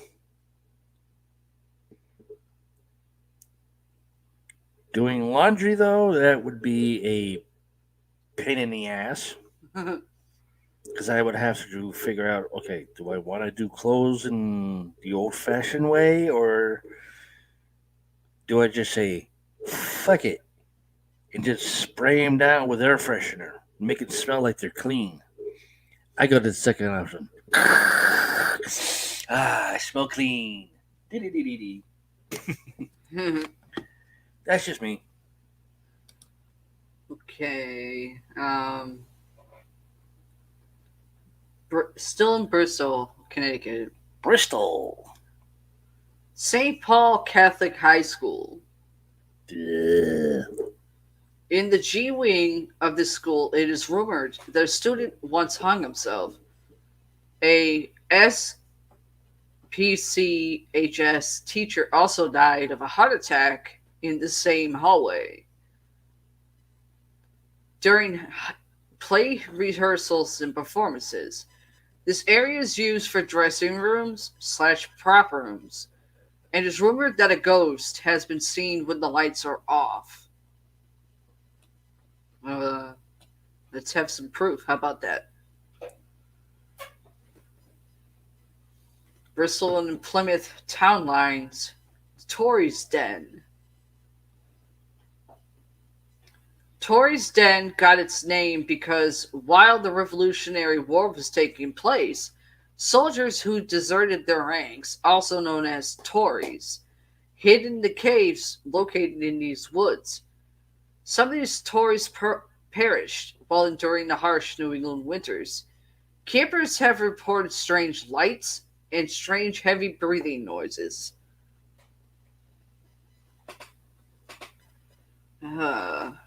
To Brooklyn, Connecticut. Trinity Church. An old church surrounded by a graveyard that dates back to the late 1700s. Some grave markings are even older and marked only by rocks put into the ground.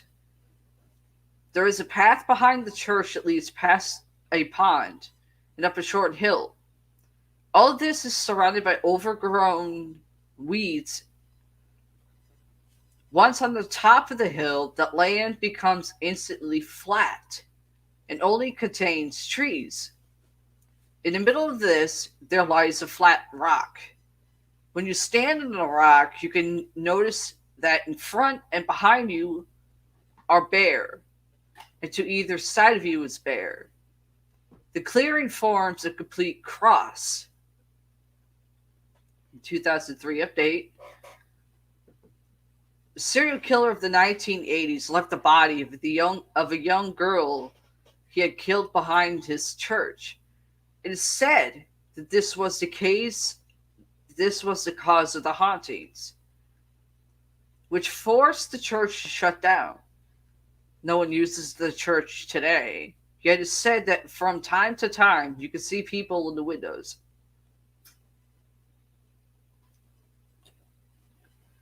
Burlington, Connecticut.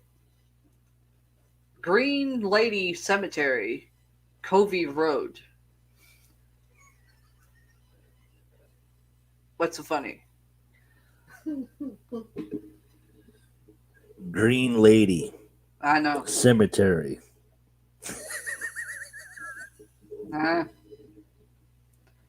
Images of green mist and the Green Lady, formerly Elizabeth, who died next to the cemetery in Swampland. She drowned and supposedly her husband would not or could not save her. She is seen walking on the dirt road the cemetery is located on in the green mist. Lamson corner cemetery, a very old cemetery with some occasional orbs and lights. Incorrect info passed about the smallpox. It is haunted, though. Hikers from nearby trails have seen apparitions and orbs of light. One hiker reported seeing a man in uniform standing near a gravestone, yelled to him for the time, and the man disappeared. The hiker walked over, and it was the grave of a World War II veteran.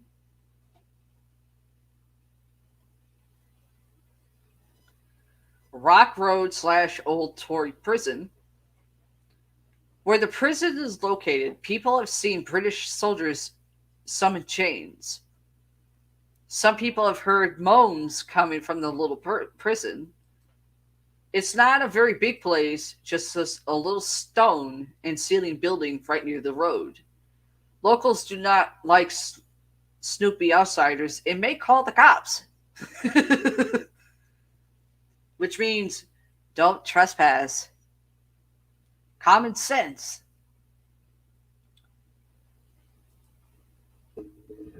Which unfortunately nobody has. Town Hall / Opera Theater of Connecticut. Opera Theater of Connecticut.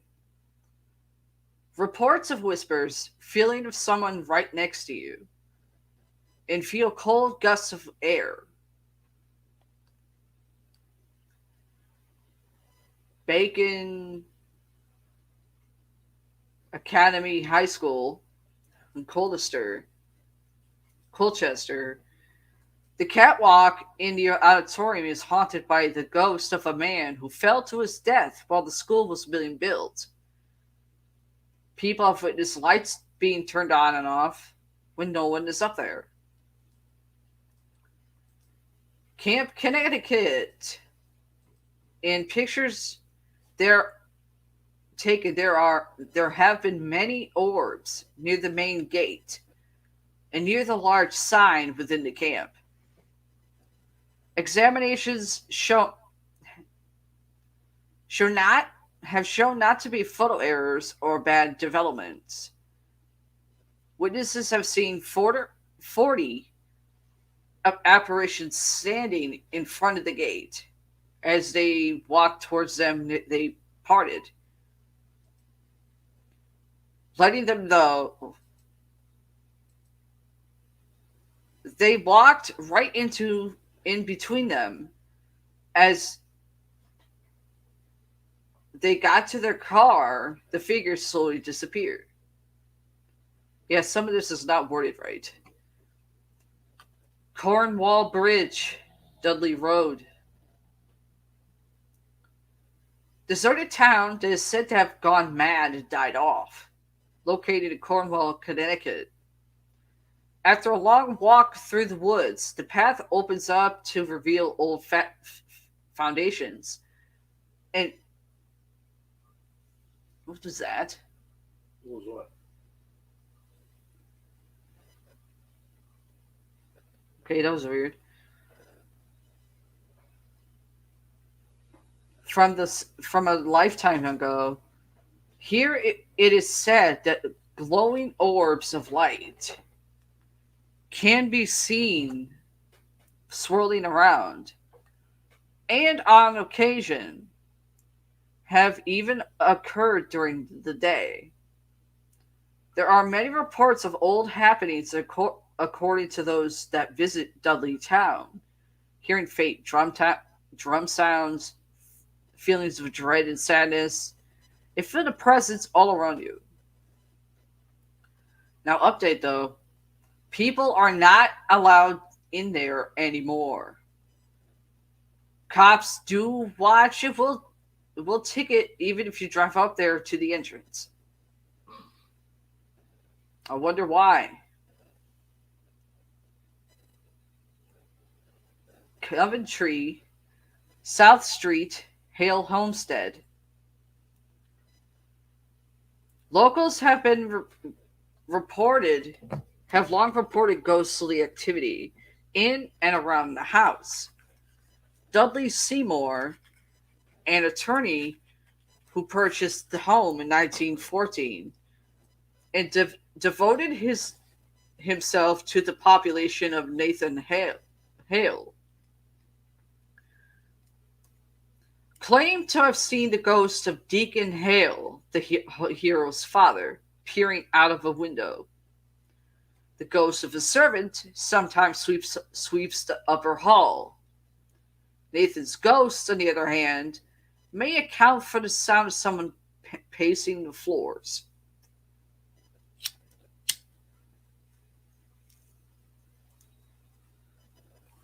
Okay, if I'm sleeping at night and I'm hearing something pacing the floors, I'm gonna be saying, whatever's pacing my floor, shut the fuck up. Do it a little softer. Danbury, Connecticut, on the corner of Chauvoy's Lane and Austin Street, there was a hat factory that stood there. Prior to demolition, there was an automotive machine shop. The building stood at 3 floors. Workers would all be in the back at ground floor, and they would hear a spirit walking with work boots on. Plus, you would hear the floor creaking. That would only happen on the 2nd floor. The 3rd floor was very quiet.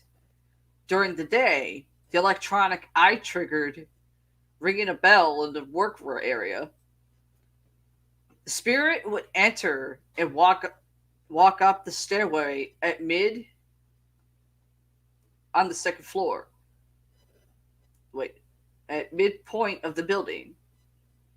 As you see, the door alarm would go off. The door was spring loaded. You would never hear the door slam shut. People would visit, and you would hear the door shut. Again, some of these are not written right.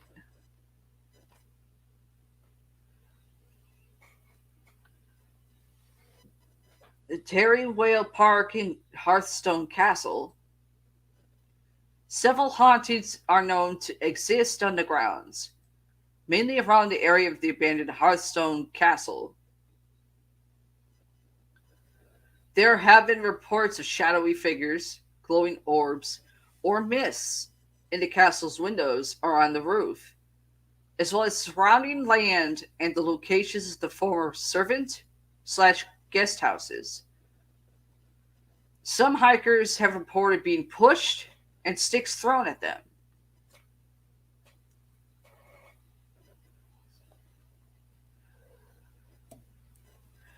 Western Connecticut State University, Berkshire Theater. There is a ghost known by the name Daphne that haunts the large theater of Berkshire Hall. Students working late at night would see her image in the light/sound booth or on the stage. She is friendly and will appear and reappear when asked politely by no more than 2 individuals.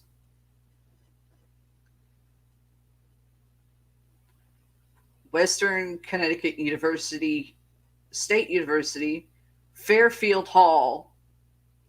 3rd floor haunted by the soul of a young girl who committed suicide in the tower on the top of the hall.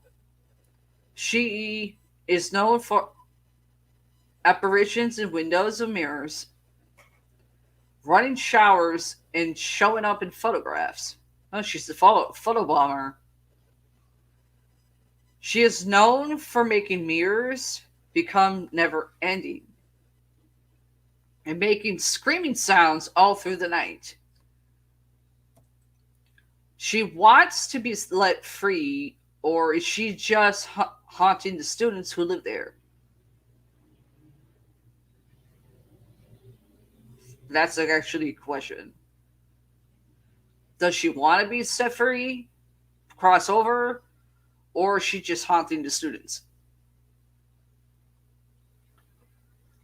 Derby Cemetery, wait, Derby, Connecticut, Derby High School.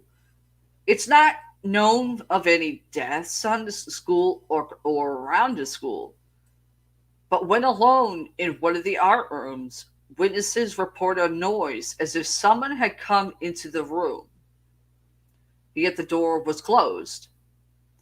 And there was no one inside besides themselves. A muffled voice whispered, "Don't go." And the apparition of a girl.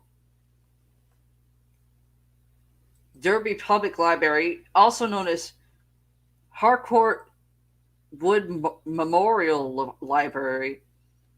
The library was built in 1902 with funds given from Colonel and Mrs. Wood, who had it built in memory of their son, Harcourt Wood. Harcourt died when he was 11 years old after a bout of meningitis, after which the entire school was quarantined. A woman and her son approached the library one snowy evening after hours to drop books in the book drop. Her son saw a light in the window and peered in. His mother said he came sliding down the steep steps on the bank of the library so fast and was so scared because he saw the figure of a young boy in the foyer of the library.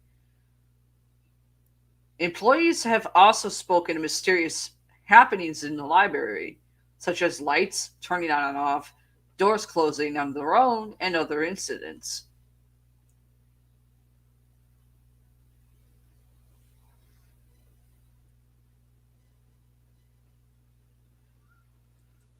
Green Cemetery. If you walk in the cemetery at night, you will see a green light coming from the cabin. If you dare to come closer, you will find a green lady making dinner. If she turns around and sees you, prepare for her company. It is said she will appear right behind you. Irving School in Derby. People have been known to see a little girl and a teenage boy wandering the halls and auditorium of the school. Cold flashes and spots are some of the effects to the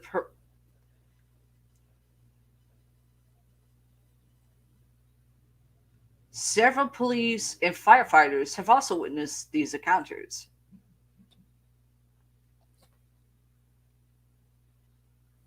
Lincoln School, Old Derby High School.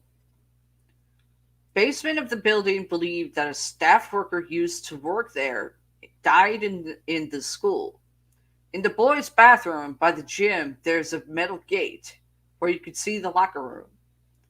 Many students said that if you look into the room long enough, you will see a quick flash of light. Then it would disappear. Or you would see a figure holding a mop in his hand. There would be a whistling on some days too, and you never knew where it was coming from.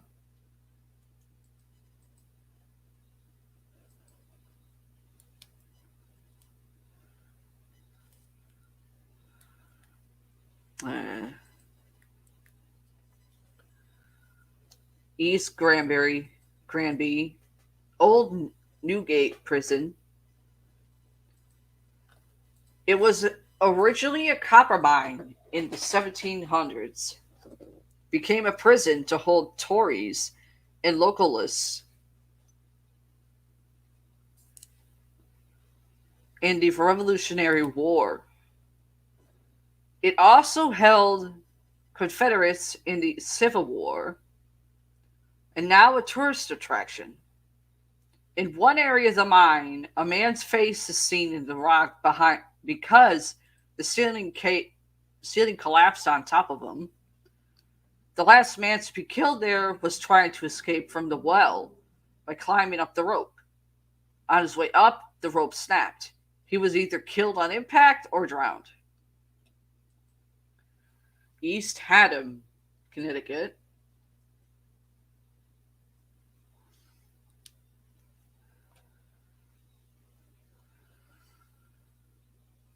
have been numerous reports of strange sightings and occurrences over the years.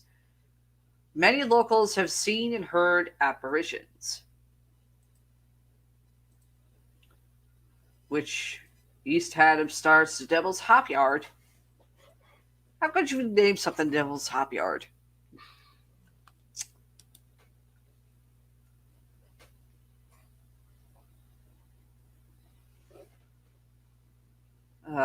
East Hartford, Huguenot House, haunted by a woman dressed in blue after the building was moved.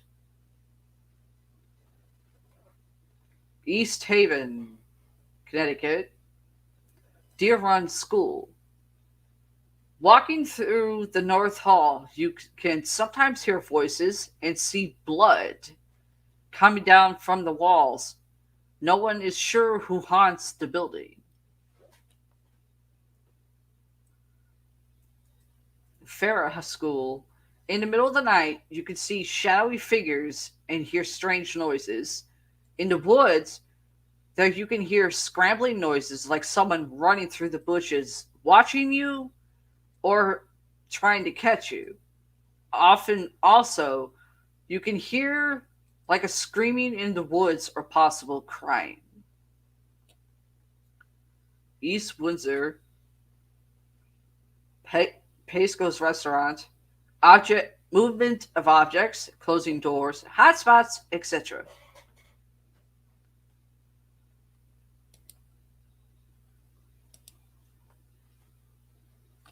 Enfield, Connecticut. Oh, wait, Easton, Connecticut. Union Cemetery. Haunted by the ghost of a young woman known by locals as the White Lady. No one knows of her past yet. Firemen and police officers have seen her on different occasions. It's one of the most haunted places in the country. Another haunting is Red Eyes, is also a well-known haunt. As the stories go, a man was walking along the road next to Union Cemetery when he noticed a pair of red eyes staring at him through the darkness. Upon this observation, he turned and ran and heard footsteps following him. The Warrens have done extensive research of the area as well. An update. The site is patrolled by police and will arrest you if you do not have a proper permission to do an investigation. In other words, get permission before you do an investigation on a place. Common sense. Now, Enfield, Connecticut. Green Manor Skate Park. Seen lights disappear and then light bulbs fall. Next morning, the lights are there again.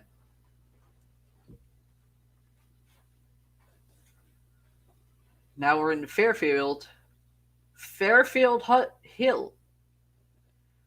There have been sightings of a young, small-figured woman dressed in white, staring through the windows of the condemned building, with a glowing light behind her.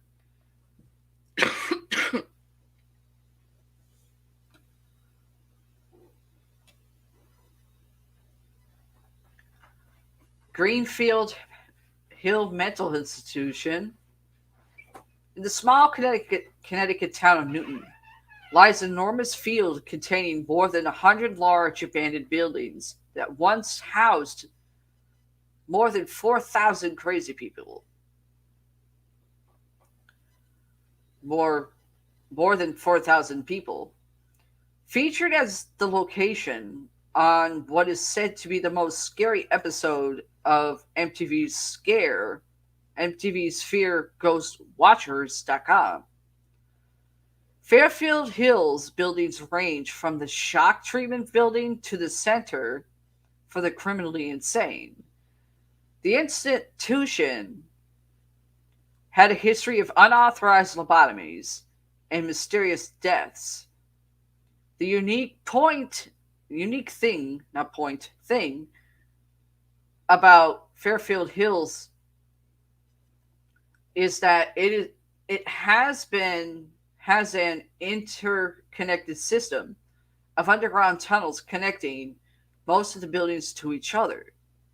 Warning: although it had been abandoned since the 1990s, proceed with extreme caution, as there is almost always a cop or two there, and at least 4 squad cars are guarding the location around Halloween.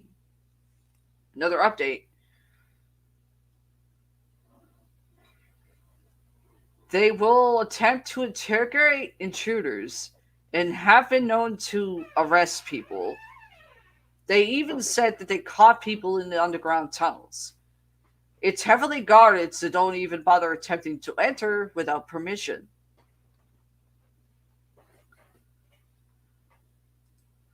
Fairfield University, Dolan Hall. Former convict turned residence hall for Harvard U is said to have the ghosts of former nuns roaming the halls. There is one story which probably isn't true, but you never know, of a nun who was raped by a priest, got pregnant, and hung herself.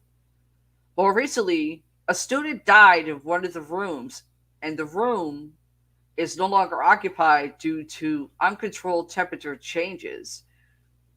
Loud and unexplainable bangs awaken and frighten students between midnight and 4 a.m. in rooms 231, 229, 227, and 225. Yet no other rooms in that hallway can hear the noises at all.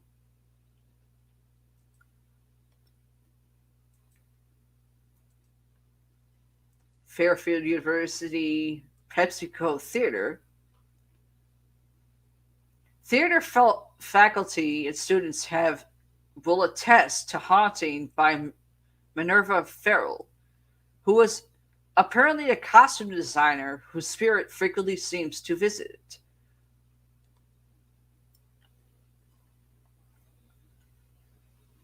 Ludlow Health Center. All that has been seen so far is a picture in the dining room that rocks back and forth at night. Not really something you could call paranormal. Farmington, Connecticut. Farmington and Riverside Cemetery. Heard voices, smell of roses, several photographs contained multiple orbs of various colors. Areas surrounding cemetery, watched by spirit children and other forms. Psychic medium channeled entity on site for several minutes. Memento Mori Cemetery. This cemetery is one of Connecticut's oldest. It was first donated to the town of Farmington by a man by the name of Thomas Barnes back in 1660. Its first grave was marked in 1689. It sits right across the street from the famous Miss Porter's School for Girls. It's a great place to capture EVPs. Most come out very clear.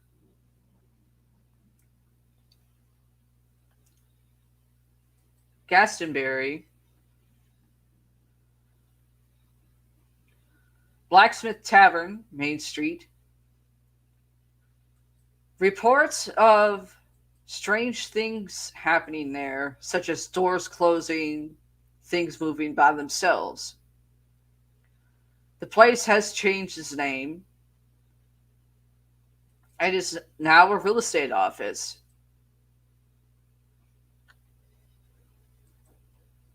Nike Street site. This place is great for mountain biking or driving your car through during the day. This place is very big. It takes up a section in the Meshomesk State Forest. During the day, visitors will notice graffiti markings of witchcraft on the rocks. I want to slap people. Along with some racial remarks. The Nike site itself is an old abandoned military site that lies behind several yellow gates. This place was used once as a missile pad during the Cold War era. The buildings, silo, and pad are all plowed over and or demolished, but many parts of it still remain. It is said that there is still an entrance that leads underground to tunnels of the old silo. People have already tried to find the entrance and got lost in doing so. Once night falls, the Nike site turns into a very Blair Witch place. Sounds of random people walking around in the woods can be heard as long as with their voices. This place is nicknamed the Insane Asylum by the locals.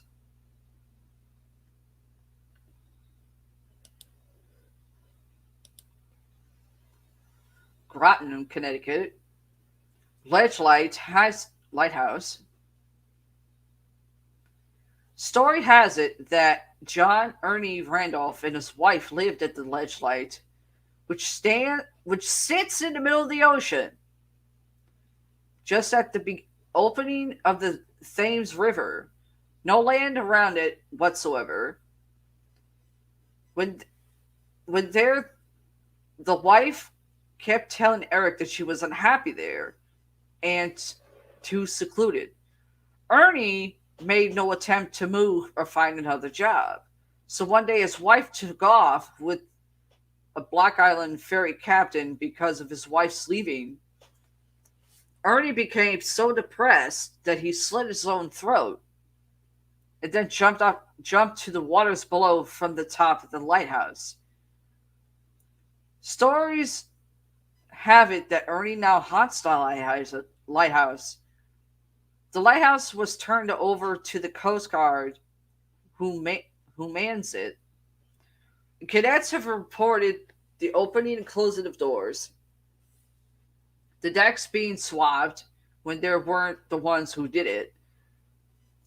The lighthouse is now no one mans it anymore, and run on a timer for when the light goes on and off.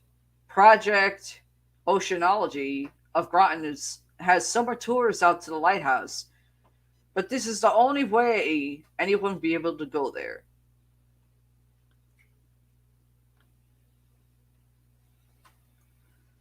New London Naval Submarine Base, Building 427 East Hall, English Hall.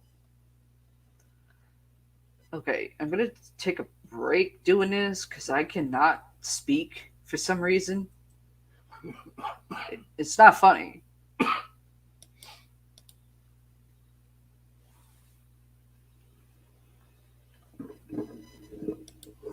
I wasn't laughing, I was coughing. Oh, sorry. I went to try to clear my throat, but I ended up coughing. That sounded like a laugh. I'll do that one again next week or so. Okay. I'm having a hard time fucking talking. Yeah, I noticed that lately. Well, here's one for you. Let me switch cams here. I wish this thing had a smoother transition of switching, but it's okay. Now, a while back during the podcast shows, I talked about people marrying creepy dolls, right? No, I remember you saying something about people thinking they're having sex with a ghost. That too. And plus, there was one woman up north that got married to a doll. There was one woman that got married to a creepy doll out west. But here's one from a mother sharing her toddler's oddly adorable obsession with a demonic doll. And there is photos of this. It is creepy. Okay. And this little girl is dressed like Minnie Mouse.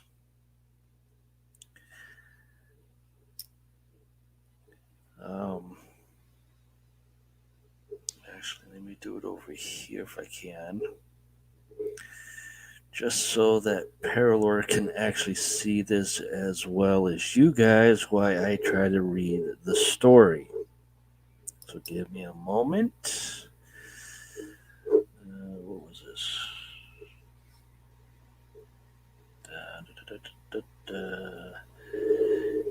Where is it? Oh, there it is.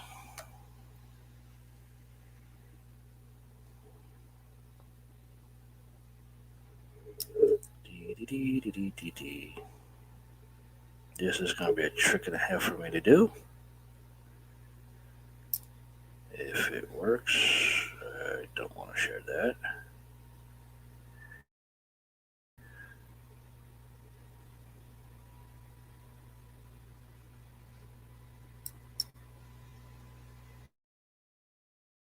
Nope.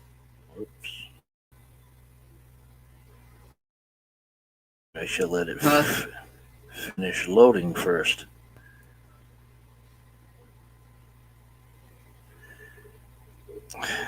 Come on, you crack nut.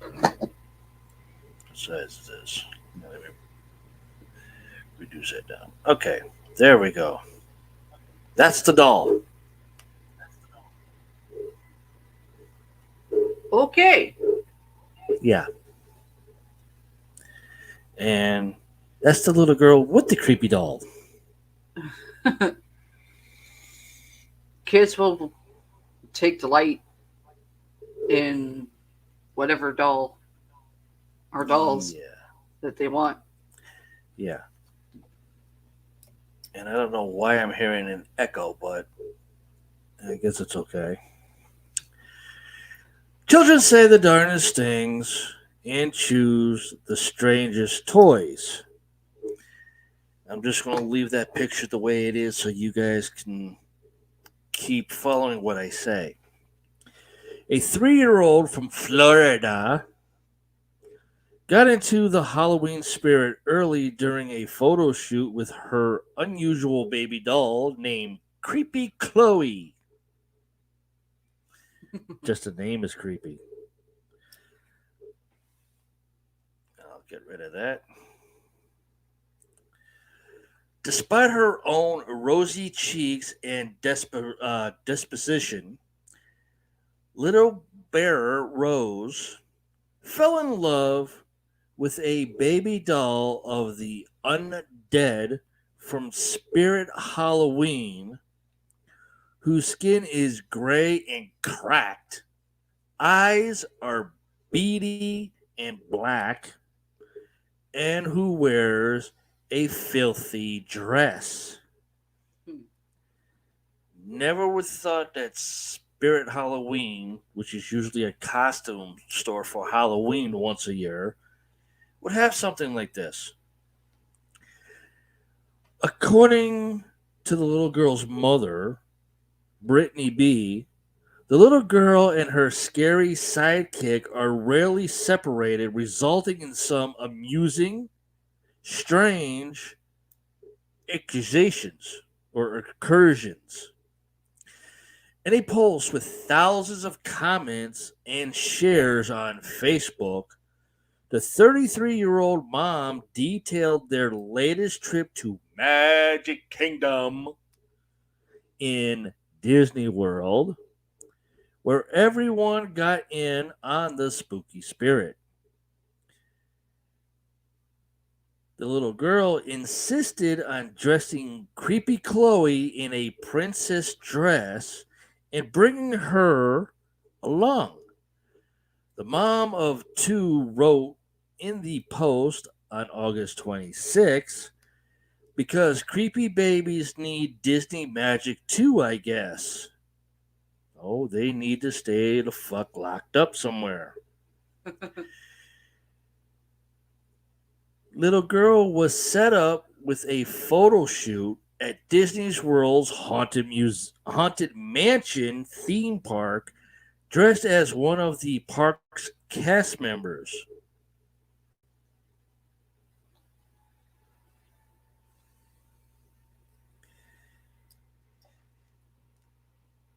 Let me scroll down to this picture.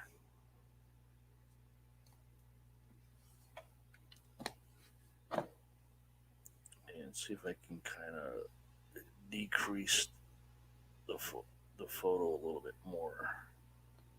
Or the page, I should say.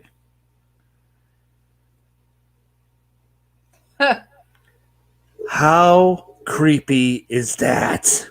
Yeah.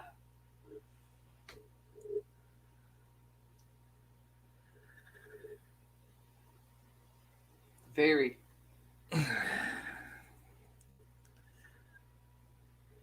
And there's another one below this one. And this is a Facebook posting.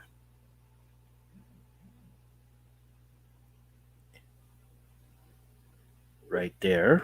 There's 11 more, of course, but yeah. This is what it looks like when you take your 3-year-old to the Spirit Halloween store and she absolutely insists on buying the creepiest baby doll you've ever set eyes on. If I saw a creepy doll and I put my eyes on it, I would want to burn it.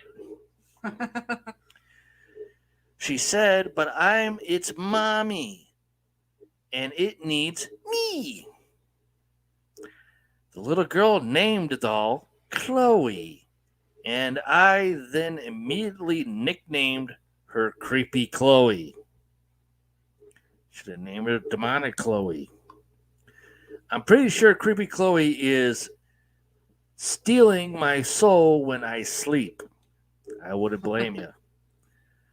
Yesterday we went to Magic Kingdom, and little daughter of mine insisted on dressing Creepy Chloe in a princess dress and bringing her. The photographer was eating it up and kept coming up with posing ideas for Chloe that Miss B recalled. I'm sure it was quite an unexpected change from her usual never-ending line of glittery bippity boppity boop banquet princess. What the fuck? Glittery bippity boppity banquet princess? What the fuck was this photographer smoking? Jesus Christ, I would have fucking slugged the bastard. Just saying that line to the mother. I would have punched that motherfucker straight in his mouth. Miss B and her little princess and her bestie were treated like VIPs at the Haunted Mansion, where she was reportedly whisked away to the secret servants' quarters when they saw her costume. We got to see the keys to all the rooms and the bells that ring to call the servants up, Miss B explained. Then they popped us right out into the screeching room. The cast members were awaiting for us when the doors opened to present us with official Haunted Mansion caretaker certificates and to walk us right on to the ride. It was so magical. Bitch, what the fuck is wrong with you now? The tot was also treated to some Halloween-themed treats throughout her special day at Disney. While eating breakfast at the Grand Floridian Cafe, they brought out the cast member pastry chef to meet the little one and creepy Chloe because apparently she loved all the spooky things, the mom wrote. She said she adored that her lovely little child loved the doll, and at the end of the meal, she surprised her little one with an amazing spooky cupcake and a mini handmade chocolate haunted mansion poster.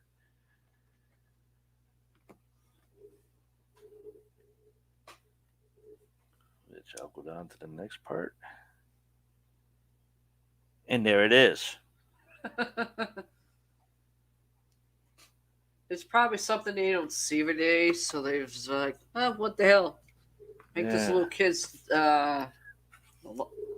day memorable. Despite the zombie doll's creepy appearance, Beard says she and her husband have abundantly come around to her presence in their home. So, all in all, I guess the moral of the story is when your 3-year-old throws a fit over absolutely needing a super creepy Halloween doll, buy the doll, she says. Creepy Chloe might be stealing my soul while I sleep, but we are making the best of our time left over here.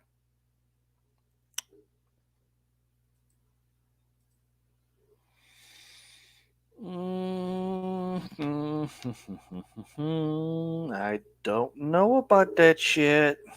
I don't know. Really, I don't. Good God. I just don't know.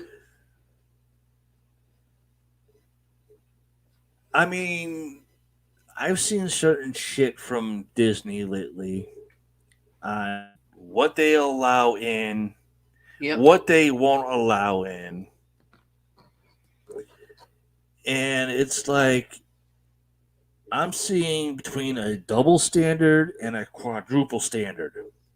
Oh yeah. Disney used to sell shirts when they first opened, Yep. and people still have those shirts when they first opened. Surprisingly, it still fits them to this day. They show up and they end up getting thrown out of Disney because Disney says that they never, ever, in their history of the beginning to now, ever showed a certain shirt. Okay. So you didn't sell a Mickey Mouse t shirt that had a sign saying, Welcome to Disneyland. Mm. And on the back of the t shirt says, Mickey Mouse and the Disneyland crew welcomes you to the Magic Kingdom. And you're going to tell this person that you guys have never shown the shirt and threw him out. His whole family got thrown out I don't know. from a shirt that Disney sold. Seriously. Yeah, if I remember correctly, those people won that too. Oh, yeah. Okay. That's why I always say Universal is better. That was Universal. Was Universal? Yeah. Universal doesn't really sell anything Disney related. I know I've been there so many times. Well, Universal Disney is part of the Disney family. Oh, And they That's- do have gift shops. well, that's something new then, because when I went to the Universal, they didn't sell anything Disney related.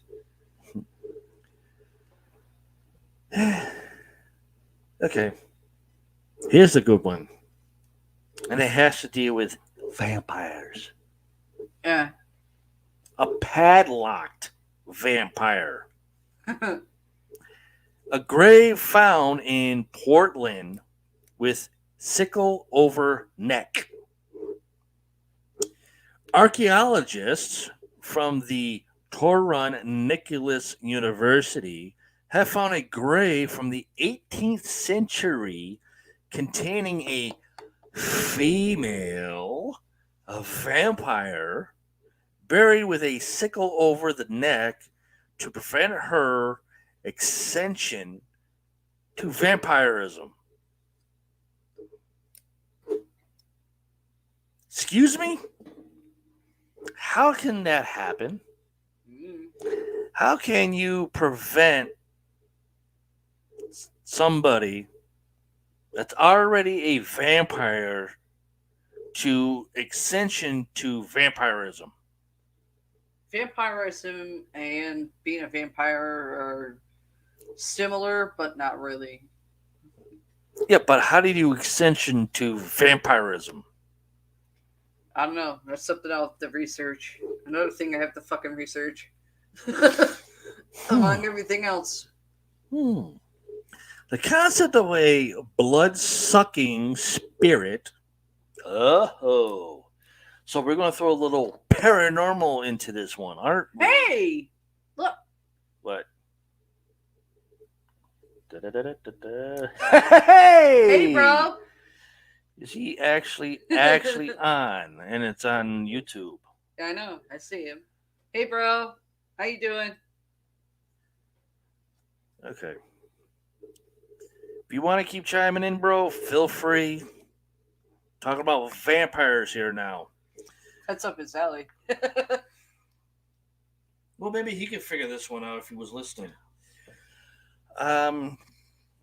The concept of a blood-sucking spirit or demon consuming human flesh has been told in the mythologically and folk tales of almost every civilization throughout the century.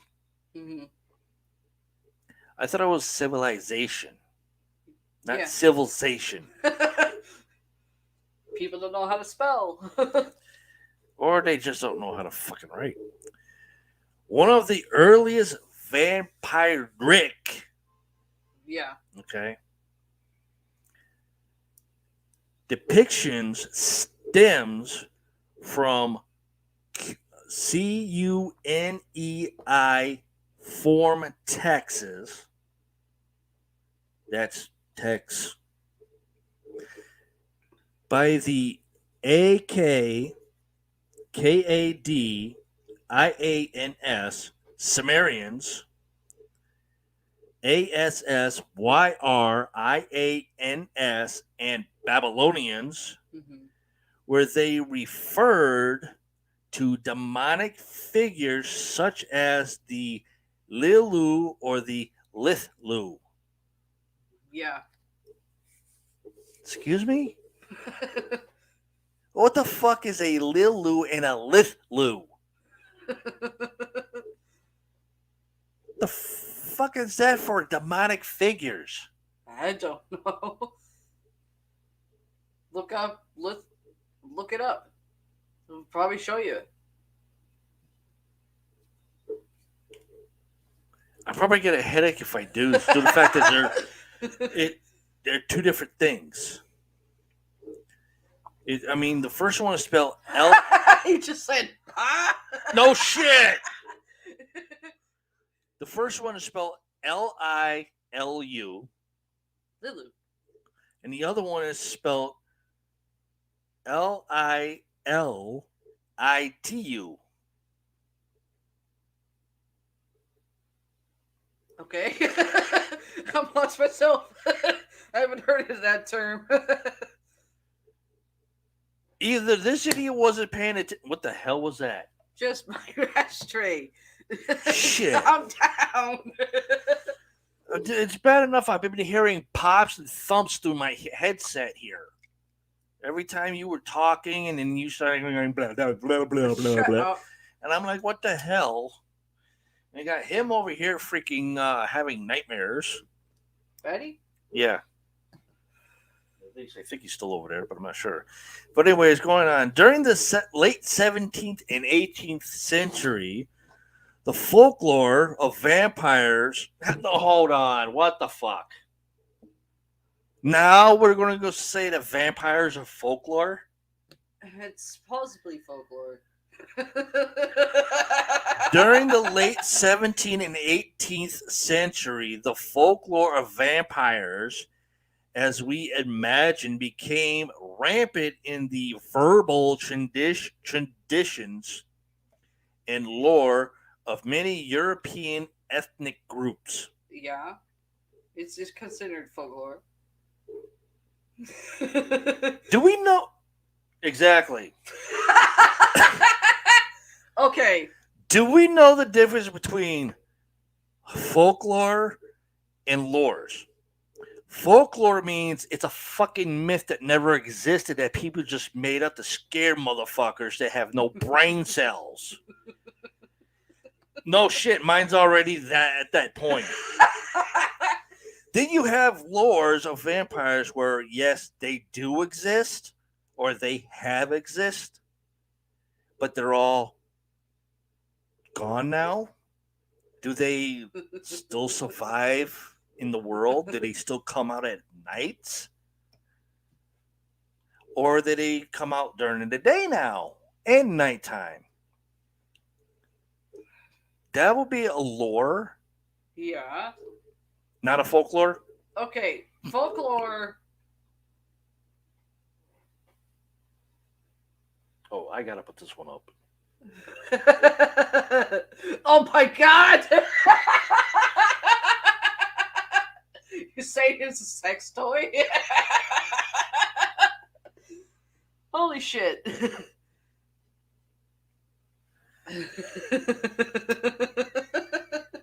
Okay, what I was saying. I think I need a cigarette for this one. The folklore. Here, take one of mine. Holy shit. It's sad that you know that one, Gloria. Holy shit, our moderator's right on the ball with that one. How about the other one? The Lilitu. What's that one for? Okay. We know not due to the fact vampires are like fucking eons ago, or what people believe them to be. Mm-hmm. For example, Elizabeth Bathory. I shit you not.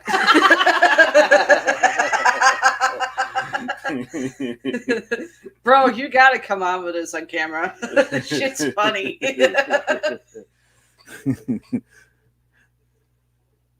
Try to look up the other one. The Lilitu. I want to know what that one is. Elizabeth Bathory, everybody knows she was upstairs. But what she was into with the old killing young virgin females and wanting their blood, thinking it'll keep her young, that is a form of what vampirism is. I have no clue. Oh, no, wait. They're masculine demons. No, she's saying. Oh, sorry, I read that wrong. Yeah, the second one. They The are second both- one you asked her, Wow. it's male demon. Damn, I think he'd signed off. You butt. Yikes. Anyway, Well, he did say my brain hurts. So he's probably going to switch brains. he'll probably come back in before he has to head out for work, to bed. Hopefully, Mm.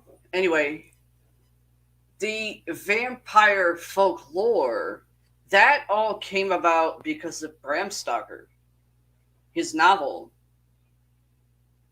When his novel came out, that's what everybody thought.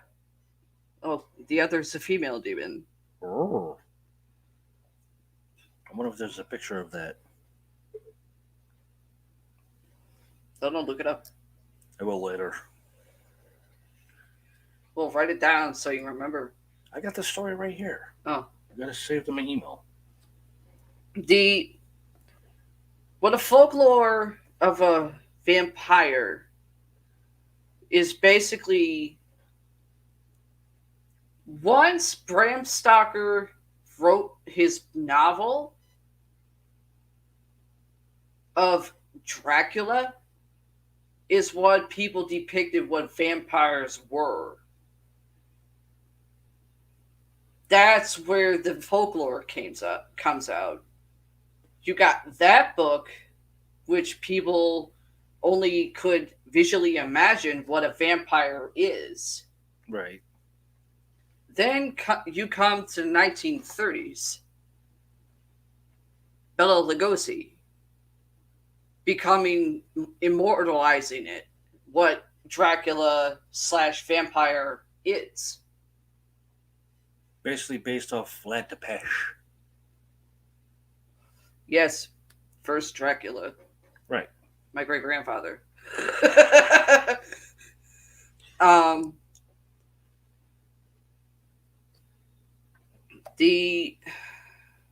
then you have the other movie, the movie that Anthony Hopkins was in. Bram Stoker's Dracula became a movie where it's colorized. You see exactly what the folklore of what the vampire would be for color. Person's old, he feeds, and he's young. Well, yeah. Folklore, we all know, is just like something that was made up. Well, due to fact, I myself, I am a witch, but I do have vampiric tendencies when it comes to energy, which is what an empath. Some people consider empath. I consider it being an empath. I'm also vampiric because I feed on energy. Right. But also the downside of that, things of whether it be human or not living, feeds on me. Right.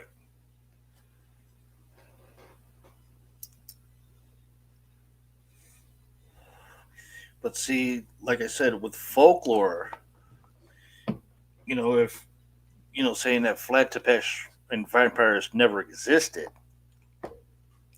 and somebody just made it up like Bram Stoker did. Yeah.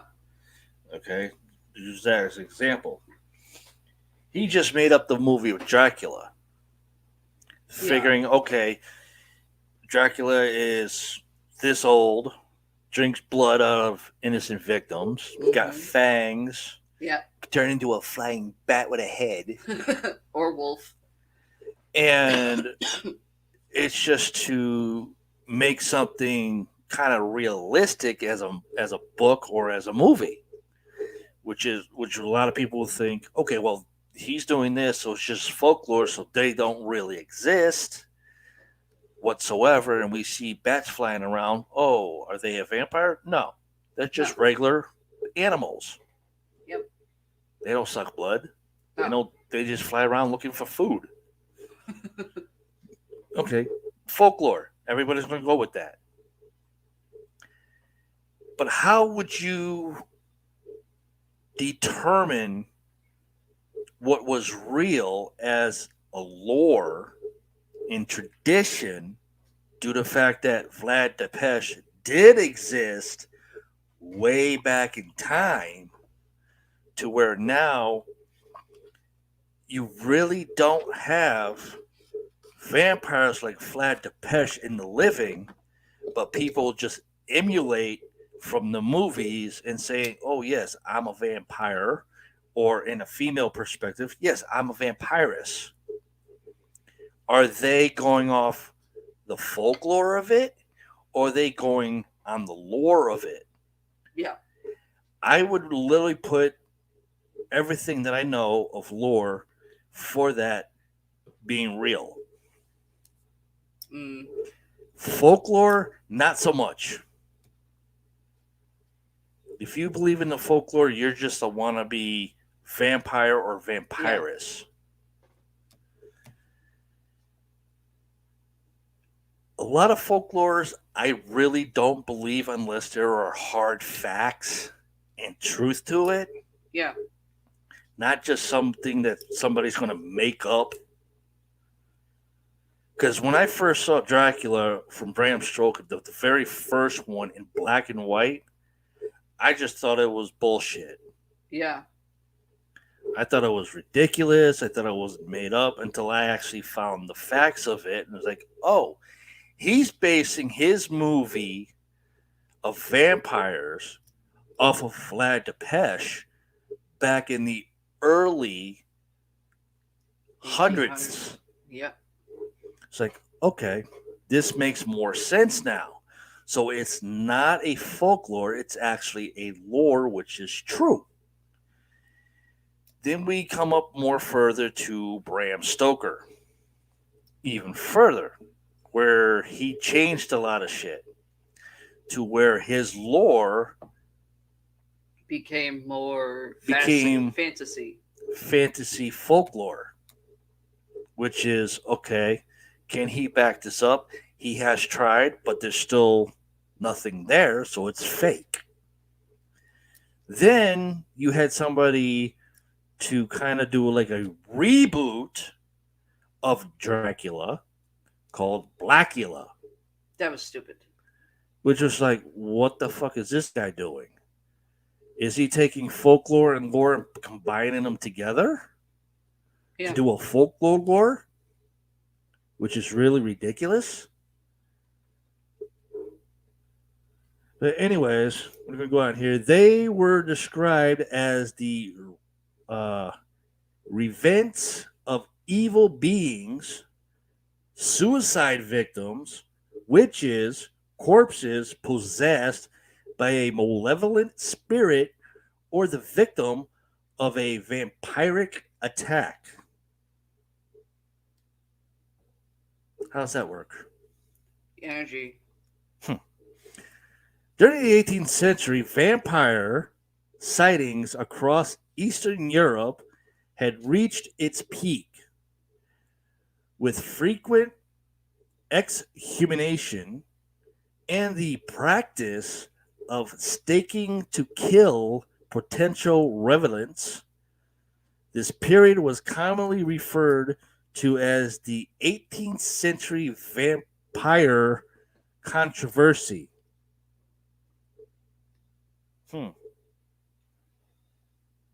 That kind of reminds me of the Salem witch trials. Does.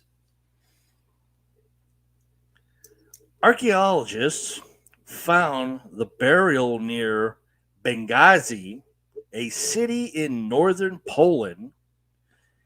An anthropologic study revealed that she had protruding front teeth, suggesting that her appearance may have led to superstitious locals Yep. in the 17th century to brand her a witch or vampire.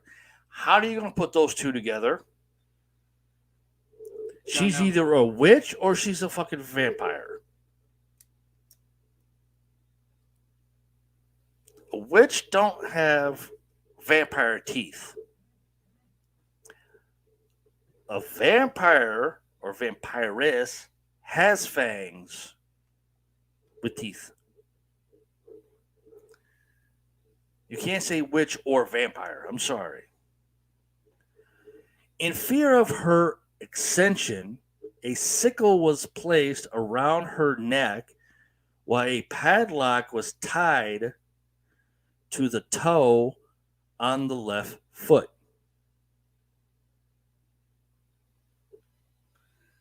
People were some weird superstition shit. That's all I can tell you. To be honest with you, that sounds kind of kinky. Was that rough sex back then? Referring to the sickle, Professor Jerry P. from Nicholas University explained that the position would have dissipated the individual should they try to rise from the grave. Despite the morbid nature of the grave, the woman was buried with a silk cap on her head, which was a luxury comedy. Accommodation. Actually, comedy. In the 17th century, suggesting that the deceased held a high social status. I honestly don't think back then there was any social status whatsoever.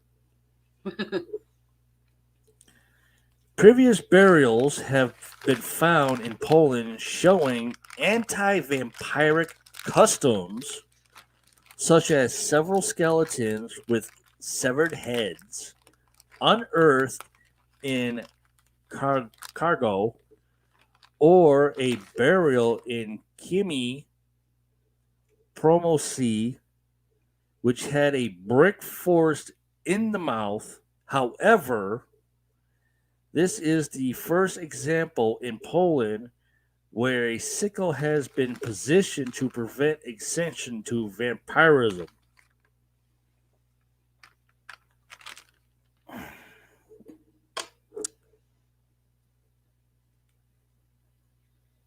I don't think a vampire's mouth would be that big for a brick. Now, normally, we have a movie Yep. that you love so well with Leslie Nielsen being Count Dracula. Yeah. And a young female named Lucy gets bit on her neck, all of her blood's drained. She turns into a vampirus. Mm-hmm. Goes after the guy named Jonathan that's engaged for over 5 years to Mina. Mm-hmm. Idiot, by the way. The guy was originally on Wings on NBC. I used to watch that. God, did I have to suffer through that TV show with my grandmother. God rest her soul.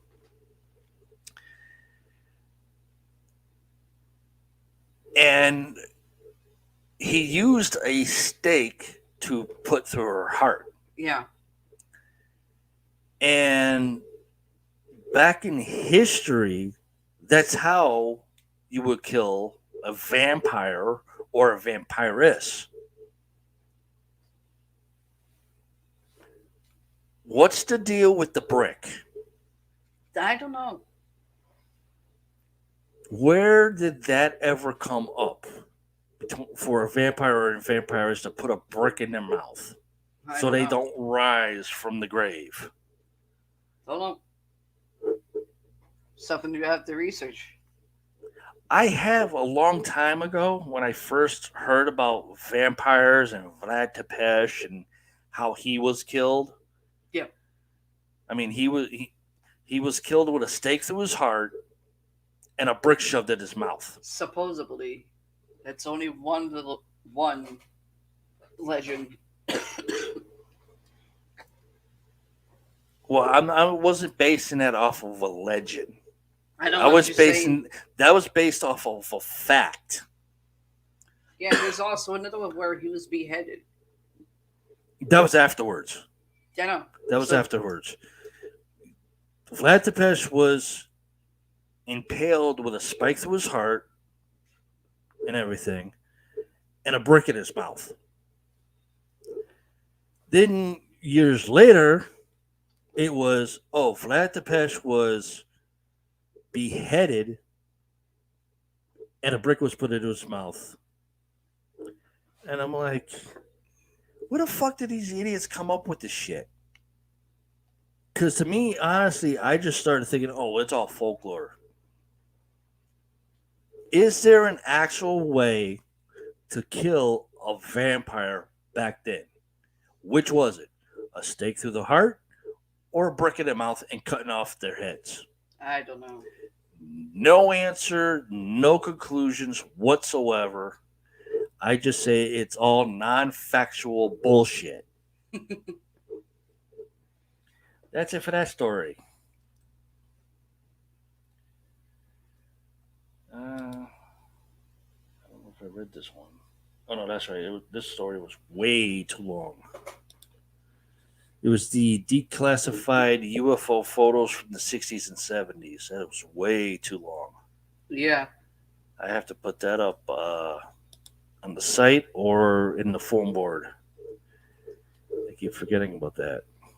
Let me real quick go that way. I think my mouth is back to being the way it should be.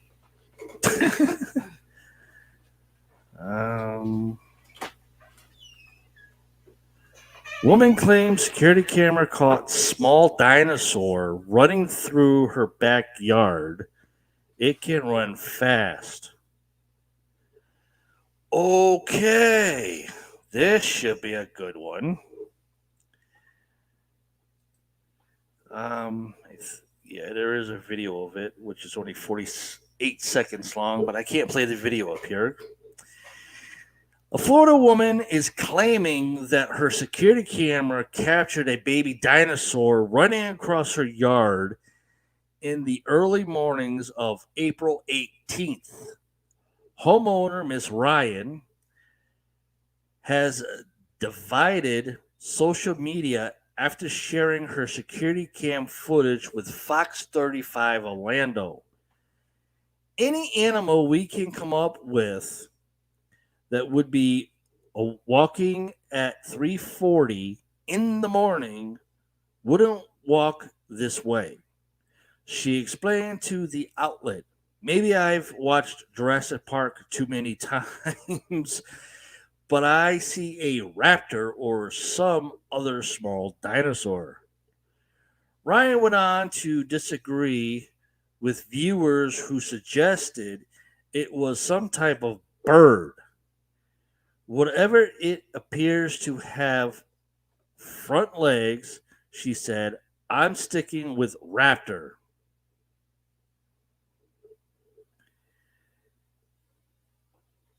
Commenters seemed split as to whether it was a runaway pet or one of Florida's 15 species of native lizards. I used to live in Clearwater, Florida, and have seen some of these lizards running on back legs. One commenter wrote, they are big, alert, active lizards that are quite common along canal banks in the suburban areas. It's a dog with a jacket on. Another chimed in. If you pause or slow it down, you can see the leash trailing behind it. Looks like a small gator to me, another concluded. They can run fast. Go away commercial. And that's it for that story.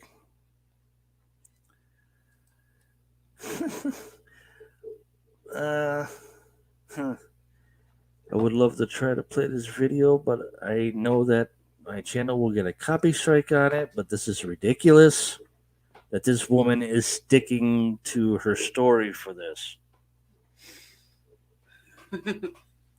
Can't fool me, it's an imp. Literally. This was the story. I don't know if you heard the whole thing. Woman Barely. claims security camera caught small dinosaur running through her backyard. It can run fast. And a lot of people have been commenting on this and just blowing it all up. And she's sticking to her story of a small dinosaur running through her backyard at 3:40 in the freaking morning. And this is in Florida. Could be a lizard. That's what most people are saying. It could be a lizard. Um, and she says, I may have watched Jurassic Park too many times, but I see a raptor. Other people have been saying that, because Florida has like 15 different species of native lizards and everything. One person says it looks like a small gator to me. Another one says it's a dog with a jacket. Another one saying it has a leash to it if you slow down the video just right. So it's like, man, this is going to be a fun thing to look at later, Yeah. just to see if I see what this person's seeing. Maybe. All fucking imps.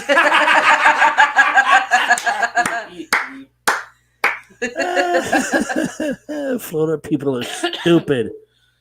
That's why I Oh call my it the lower God. side of hell. Good God. That's why I call it the lower east side of hell.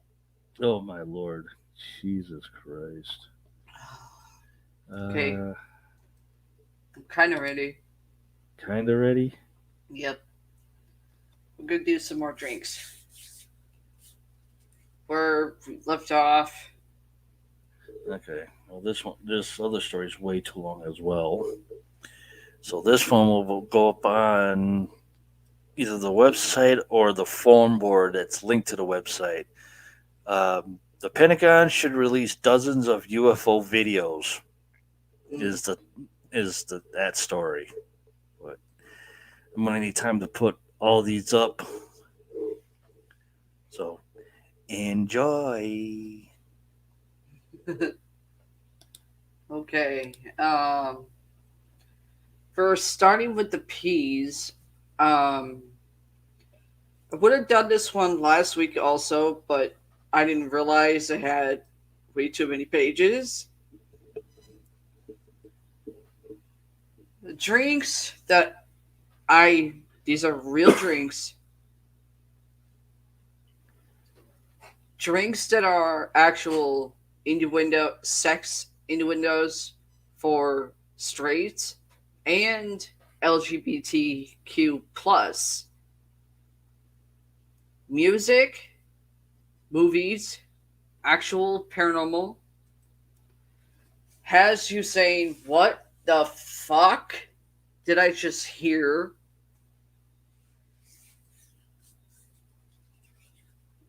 And or what paramedic gets at the top of his head. PDC. That's abbreviated. Some of these abbreviated ones, I had a pain in the ass trying to find what they're abbreviated as, and I can't find shit. P and P. Pop and pussy. Pound and pussy. Pounding and peanuts. Pound and prick. Petite caribou. At PMF. PS, I love you. PSU victory dance. That's a what the fuck? PTO abbreviated. Pablo shot. Or as your brother would put it, Huh? And what? I still have them saved. That's what I he know. probably would say if he was still on. You could always ask him, hey, before you head in bed, join us. We're making fun of drinks. He's not online. I know.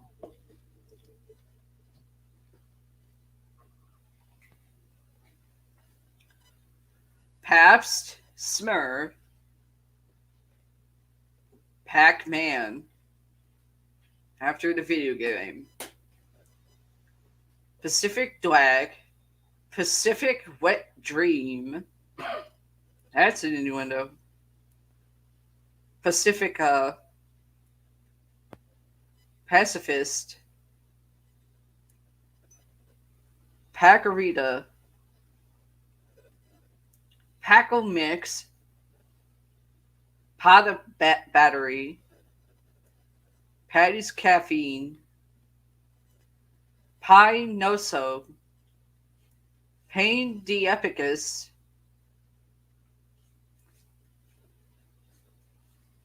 Pain in My Ass. That would be my brother Alex. Pain in the Ass. Alex again. Paint Can. Don't know who came up with that one. Paintball. That's literally a fucking game. Paisano. Pall Mall Martini. Pall Malls are cigarettes. Pajama Jackhammer.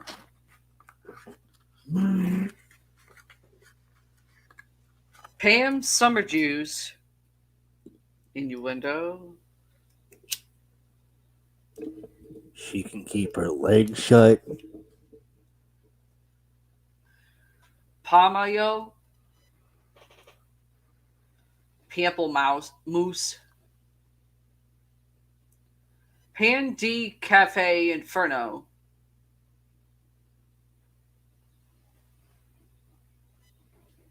Pan Galactic Gargle Blaster.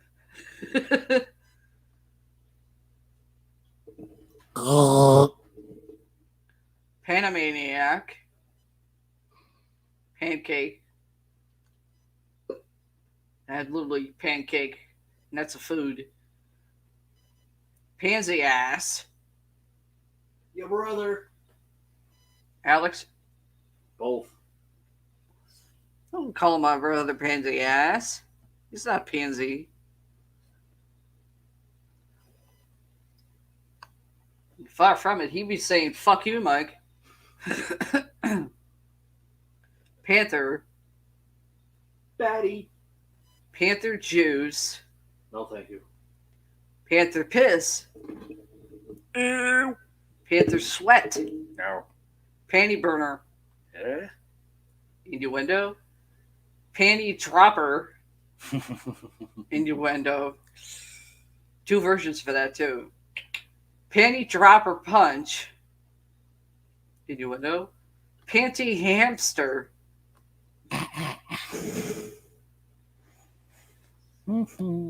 What the fuck?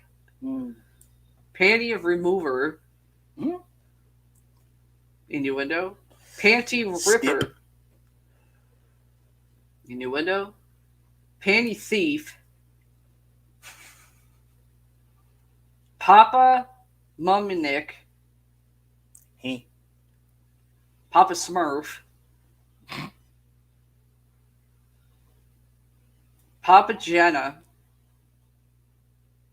Par 4. Paradise. That's more like a tropical thing. Paradise in April. Paradise Quencher. Paraflu Cocktail. You. Paralyzer. That's a song. 5-finger death punch. Could have sworn Paralyzer was Disturbed. I could have sworn.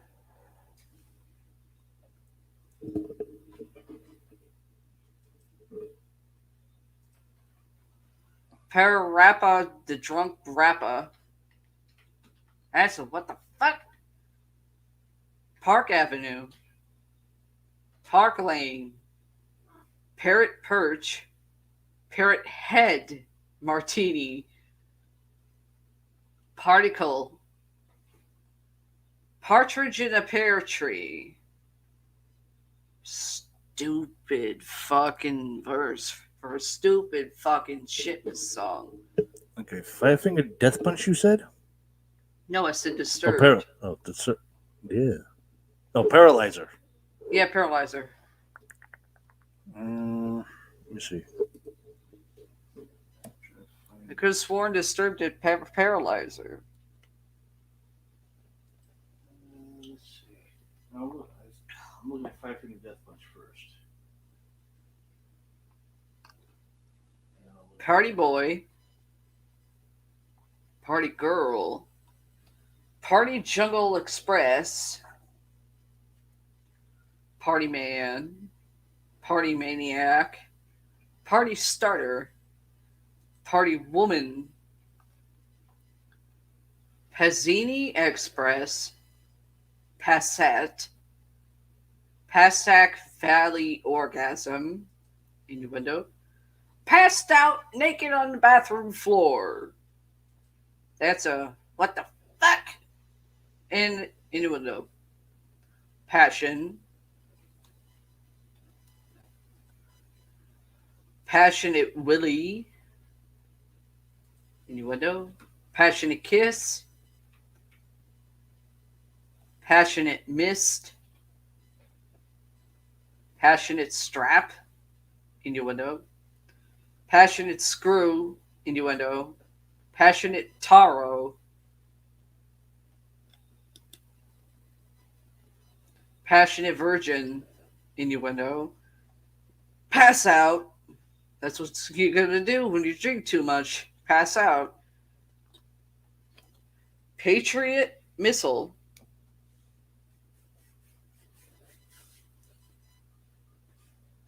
Patriotic Blow.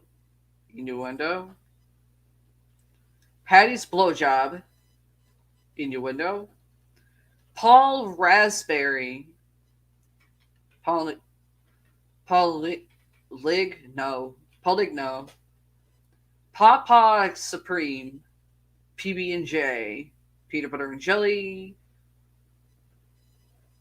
Pansy Bitch and Joe Blow.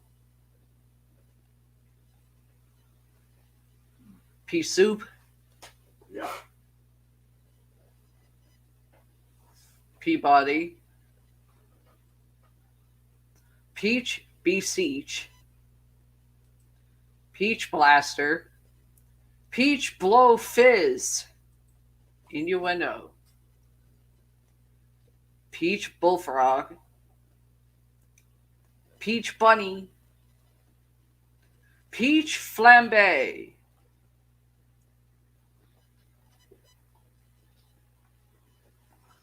Peach Fuzz. Peach Harpoon. Peach Haze.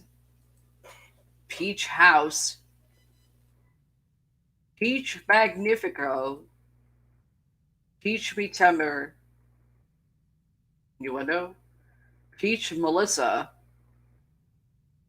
Peach High. Peach on the Beach. Peach Punachi. Peach Picnic. Peach Poon. Peach Puff Martini.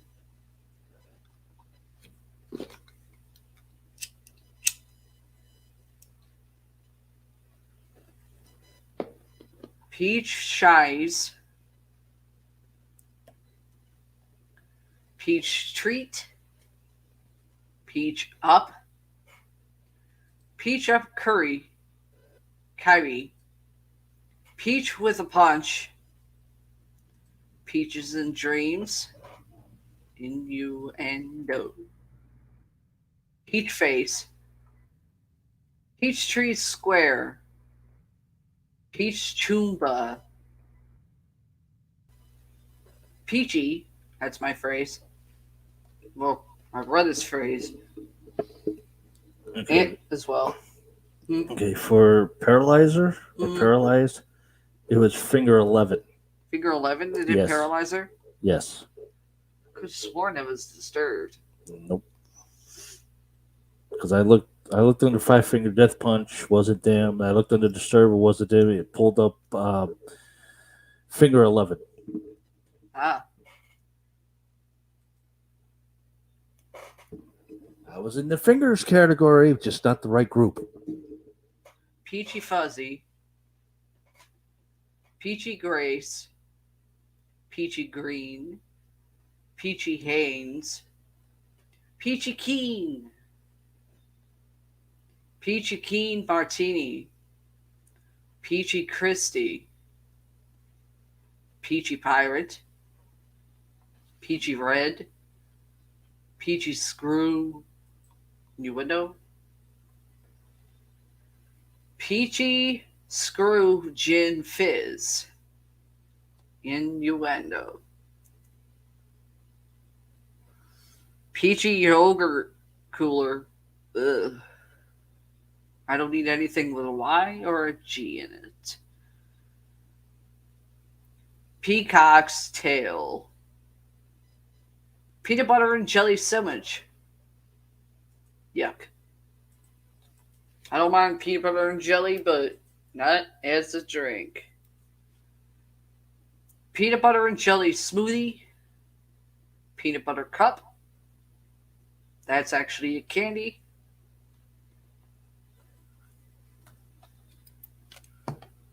Pea picker. Pearl diver.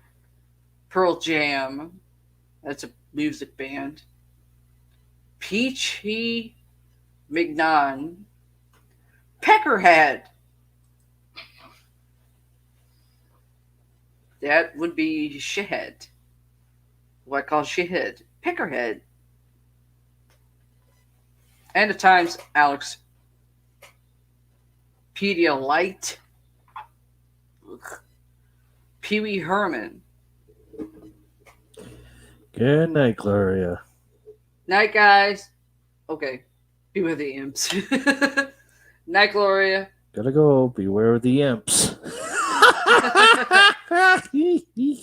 Night, Gloria. Check underneath your bed. Make sure you don't have any imps.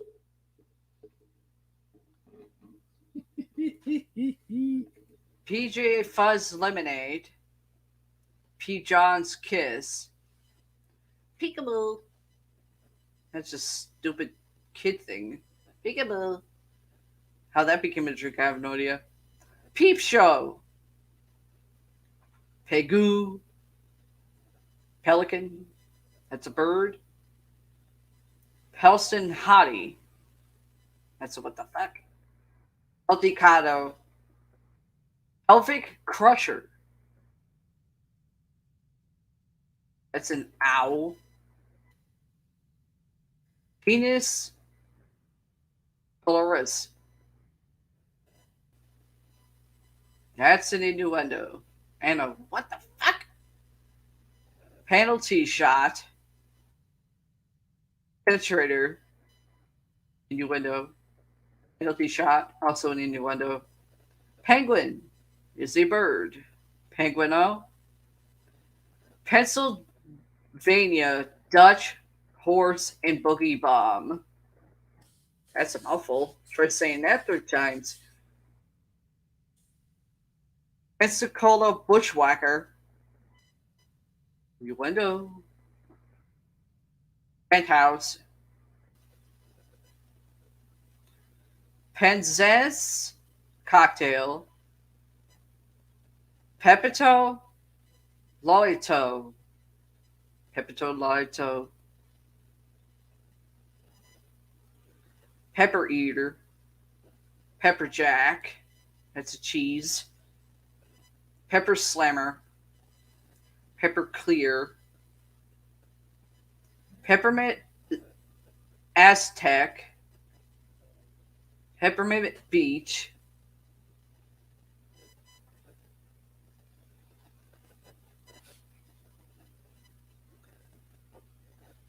uh, Peppermint Cream, innuendo, Peppermint Crisp.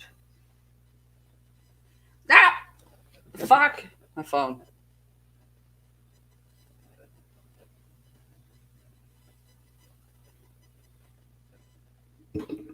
What just happened? I don't know. My phone started acting weird. Something probably fucking with it. I know it is. Oh, fuck with my phone? I got another one over here.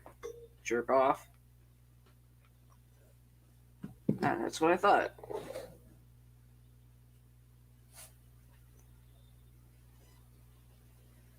Peppermint Depth Charge.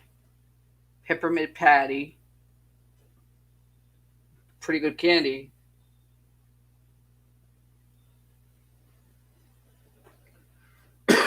Peppermint Penguin. That's a what the fuck? Peppermint Pleasure. Pepsi Pleasure. That's what I'm drinking right now.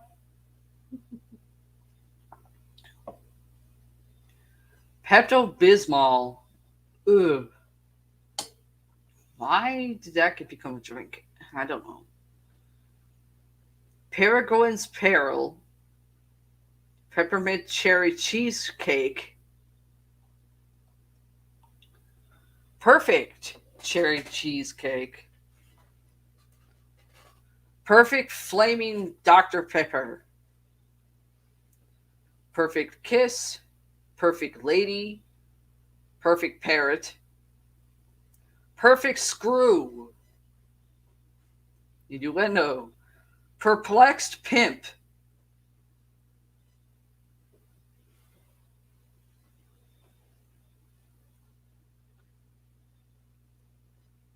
Paraquet. Persimmon Blow. Innuendo. Pervert. That'd be shithead.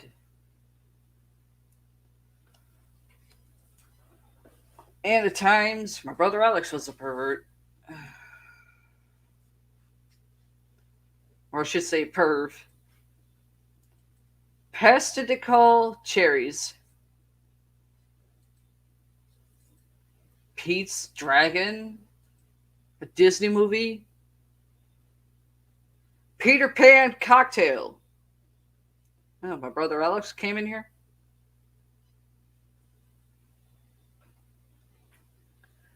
Peterborough Parallax. Petite Zinc. Petite Fleer. Petticoat Lane. Phantasm. Possible paranormal, because phantasm can also be considered paranormal. Pharmacy School. What the fuck?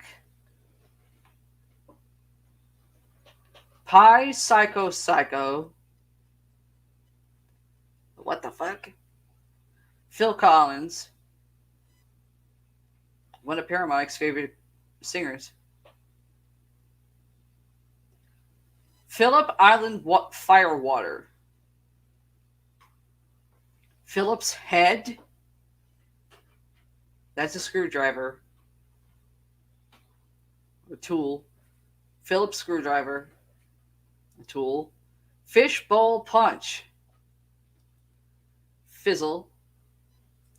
Phoenix Paradise. Photon Torpedo. Praker Cocktail. Puck Suck.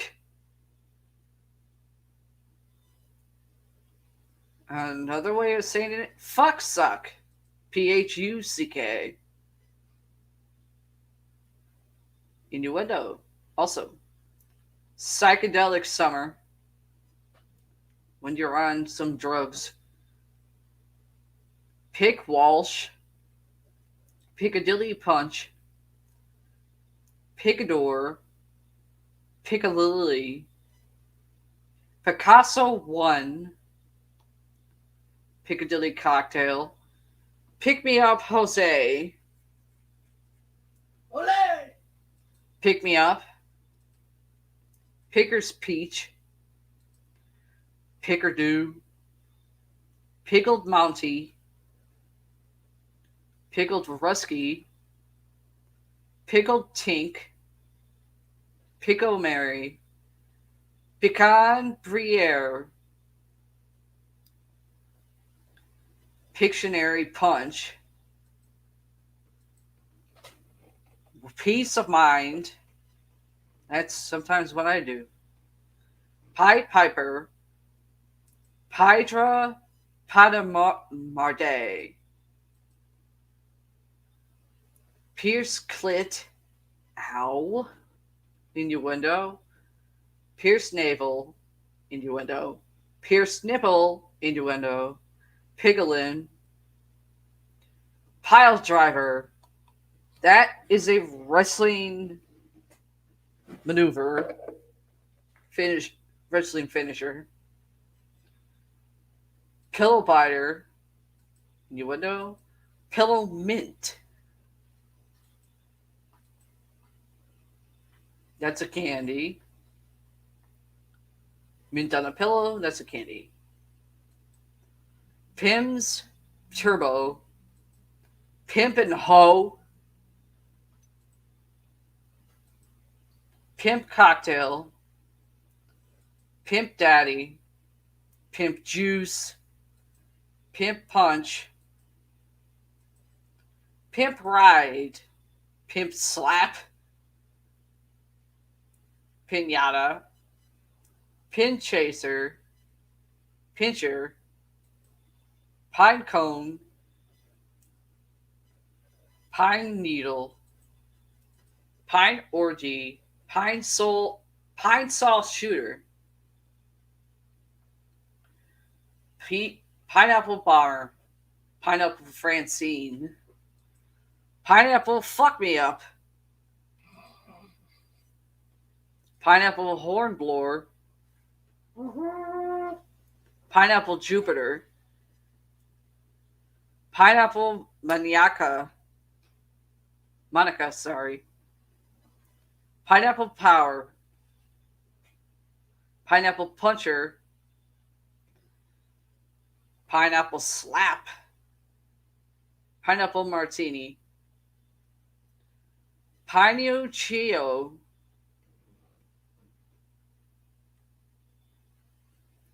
Ping Pong Cocktail, Ping Len, Pink Beaner. What you wear in your head? Went back. Pink California Sunshine, Pink Cement, Pink Clit, Innuendo, Pink Cream Fizz, Innuendo, Pink Danger, Pink Diamond, Pink Dick, Innuendo, Pink Elephant,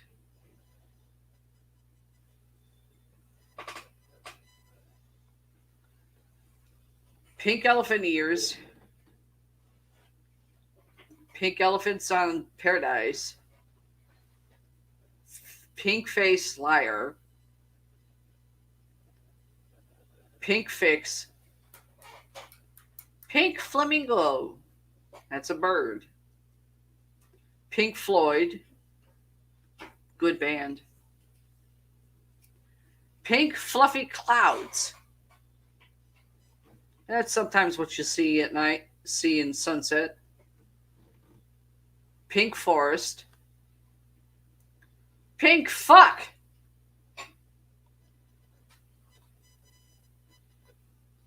that's a what the fuck, Pink Goody, Pink Inside,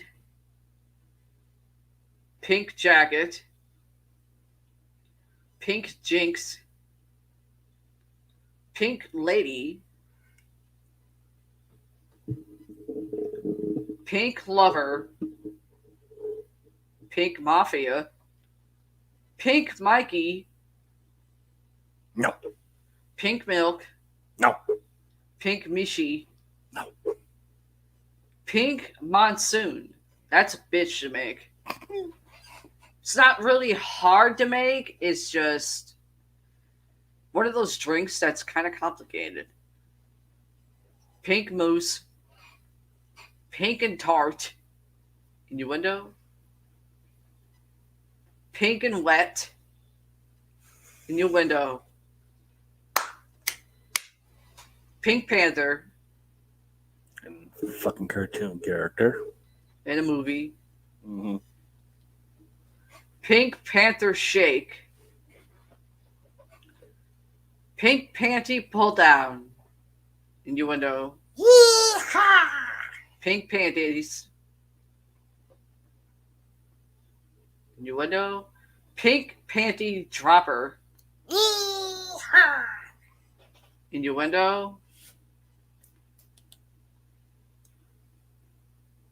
Pink panty pull downs. Innuendo. Pink panocha. That's an innuendo. Pink poon tang. Innuendo. Pull up your panties down.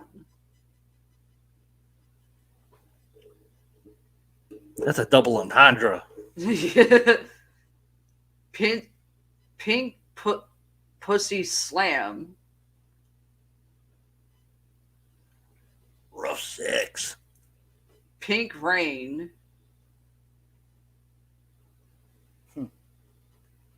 Pink squirrel. That's what happens when you spray a squirrel pink. Pink stripper. Pink thing. Pink top. Pink torpedo. Pink tutu. That's what you wear when you do ballet. Pinky. Pinot Frio. Pint of Mad Out of It. Pintado. Pinto Bomb. Pile's Beating Stick. Innuendo. And a what the fuck? Heh. Pipeline. That can go two different directions. Yep. Pipeliner. Piper. Piper at Arms. Piper at the Gates of Dawn. Pirate Flag. Pirate of the Caribbean or Caribbean. Pirate's Treasure. Pirates of the Caribbean. Pissing Cold. Pizzang Garuda. Piss in the Snow. Piss in the Woods. Piss on Me. No, thank you. Piss on the Ground.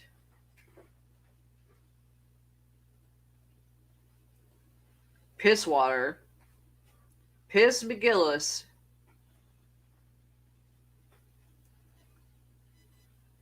Pissed Off Japanese Minnow Farmer. That's a try saying that 3 times. Pissed Off Brother. Up north.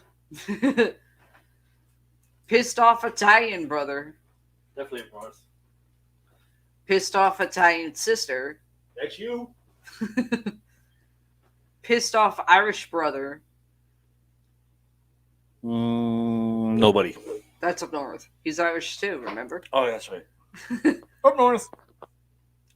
Pissed Off Irish Sister. That's you. Pissed Off Mexican. Pissed off Romanian brother. That's up north. Okay. Pissed off Romanian sister. That's you. Pissed off Scottish brother. Vaguely? Vaguely. Pissed off Irish sister. Vaguely. Pissing parrot.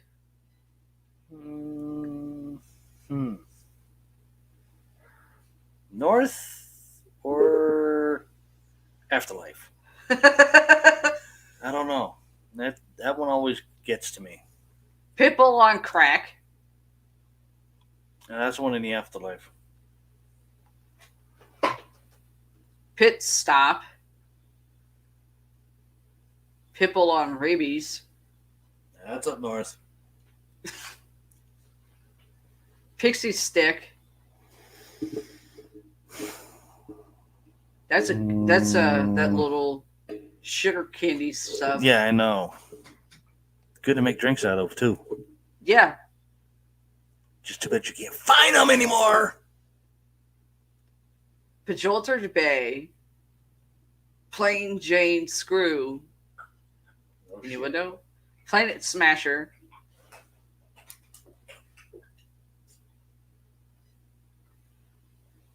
Plant Walker. He just dry heaved. I know, that's why I got the light on. Yes, mommy, my cat's not feeling too well today.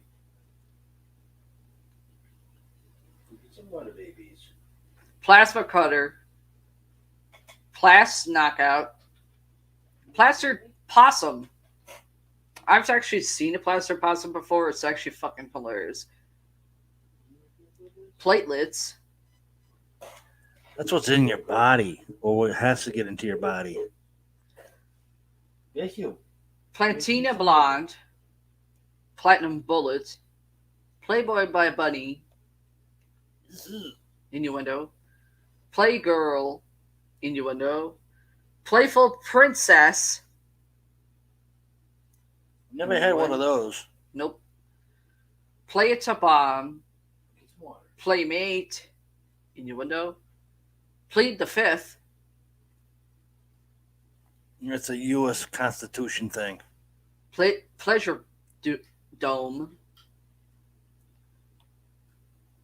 Pleasure Juice. Innuendo.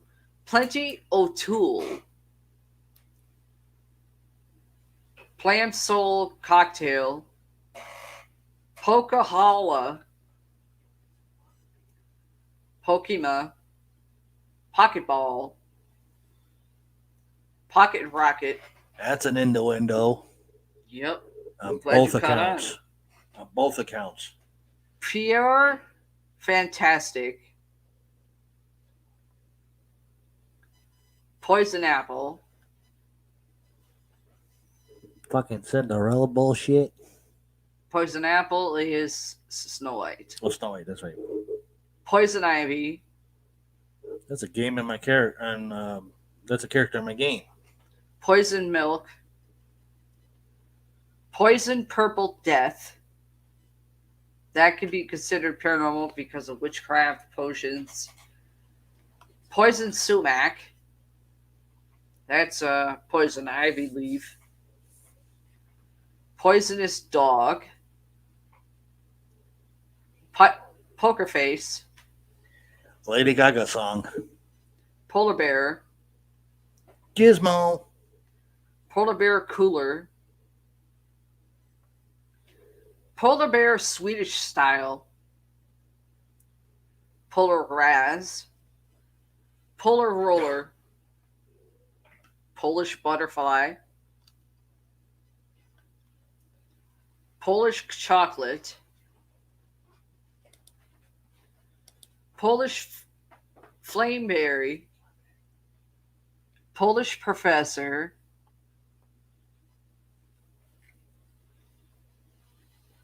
Polish Trainwreck. Polyuke. Polkagoris. Pollinade, Pollyanna, Polynese, Polyjuice Potion, Pomegranate Polecat. That's a what the fuck? Pomegranate Slam It. Innuendo. Pomala, Pompano, Pompinski, Pompeii, Roman General, Pompous Mexican, Pond Scum, Palm Water, Pooh Bear, Pokey and Chokey, Poolside Pleasure, Poon Juice, Innuendo, Poontang, Innuendo, Poop Deck Cocktail, Innuendo, Poop Deck Daddy, Innuendo, Poor Man's Hat. That's a what the fuck? Poor Man's Hurricane, Poor Man's Jungle Juice, Poor Man's Mimosa, Poor Man's Pie, Pootie Tang, Yes! Pop Crotch, Innuendo, Pop My Cherry, Done that already. Innuendo, Pop Rocks, Very good, even in drinks. yep, I miss those things. Pop the Cherry, Yep. Innuendo, Pop Side, Popeye, cartoon, movie, Popper Cherry, Mm-hmm. Innuendo, Popper, Poppin' the Cherry, Yes. Innuendo, Poor Vita Kahiki, What the fuck? Porch Climber, Used to do that when I was a kid. Porch Crawlers, Porch Monkey, Pork Chop. That's a meat. Ooh, speaking of that. Pork Chop on toast. Ew.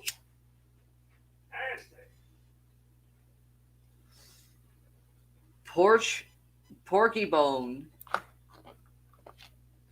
Porn Star, Innuendo, Porn Star Cocktail, Innuendo, Porn Star Shooter, Innuendo, Port and Starboard,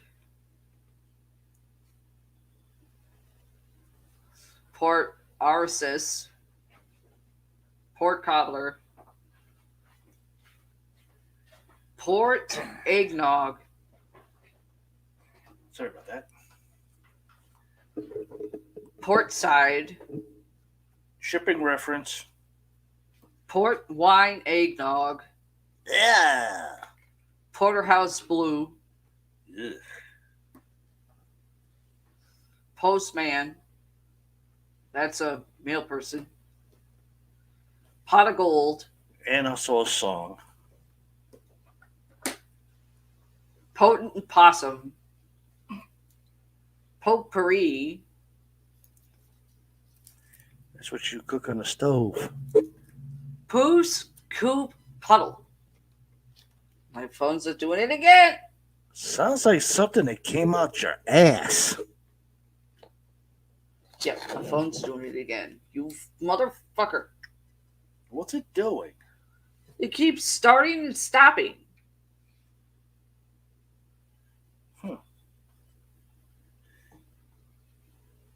And I was signed in the fucking thing.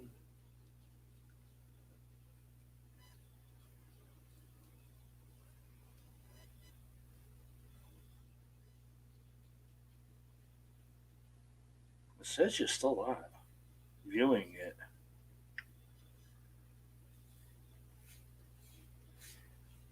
As I keep seeing is sometimes your screen freezes.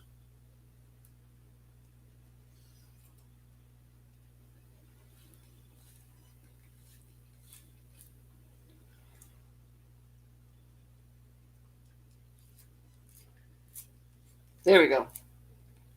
Got it back up on my phone.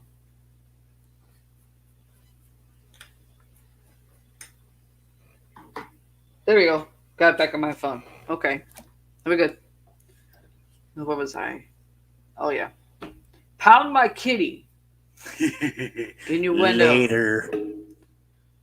Posey Cafe. It's one of those. I'll get to it in a minute. Posey Cafe a la Francisquise. Try saying that 3 times.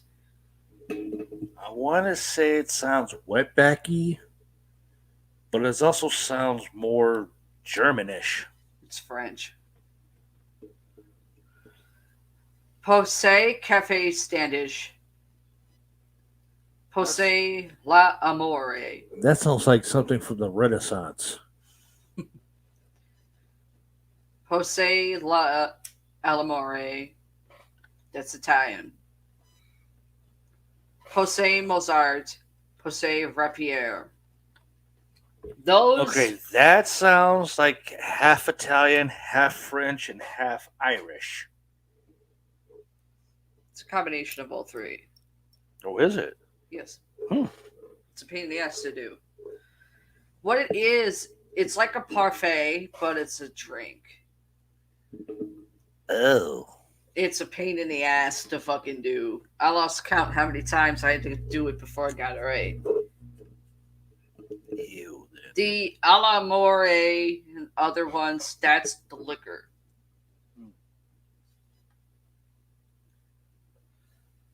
Poutine on the rocks. Powder keg. Power drill. That's a tool. Power of will. Power screwdriver.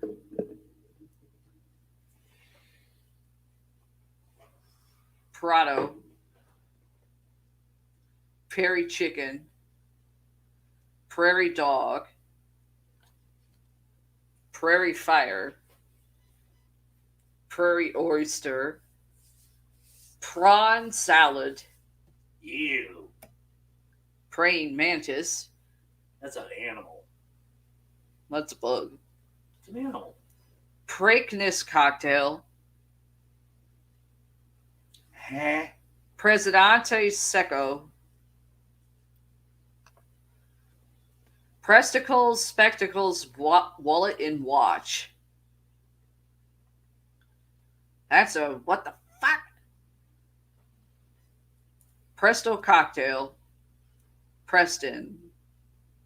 Pretty in pink.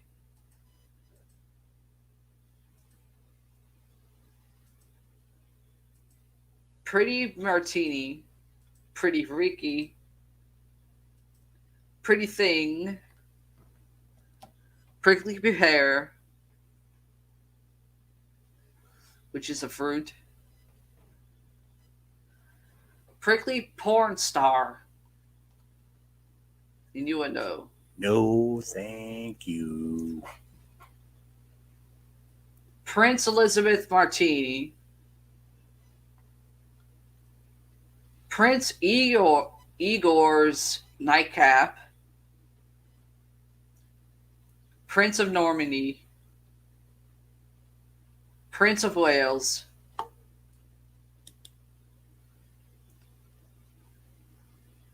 Prince of Wales, Singapore, Jaeger bomb. Try saying that 3 times. Prince Richard. He be up north. Prince Rupert. Oh my god. Princess Lori. Lori or Yes. Laura? Lori. Fuck no. Fuck yes, because I looked it up. There is two drinks. There's a drink, Prince Richard. There is that drink. So Yes, he's I gonna know drink that. after him. Yeah, I know that. Princess Lori? Him, I can understand having that for something. But Princess Lori? Fuck no! Yes. It is a drink. I looked it up. No, you were Queen Lori, not a fucking Princess Lori. Fuck no! Princess Morgan. Princess Poussey Cafe. Prison bitch. That's what shithead became. Professor Chaos. That's me sometimes. Prom date special. Innuendo. I wished in my time. Prom date virgin. Innuendo. Protestant ethic. Provincetown. No such thing. Nope. Psychedelic sherbet. Psychedelic tiger. Provincetown. Oh, wait. I just said that one already. Psychic venom.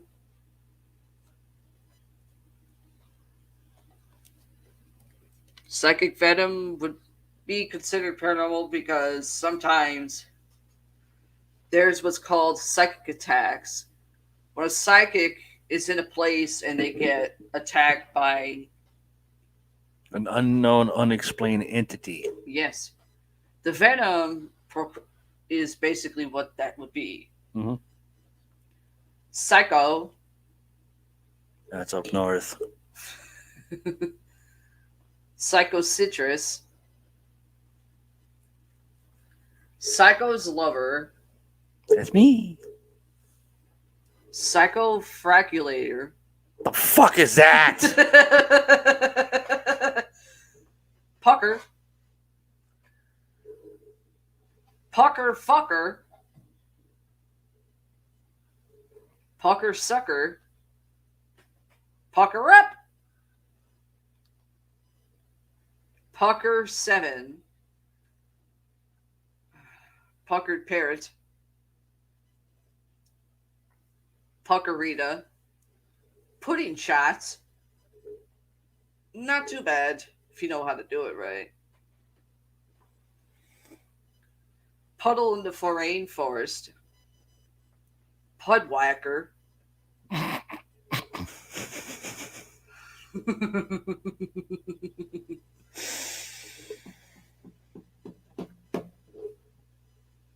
Puerto Rican monkey fuck. Innuendo.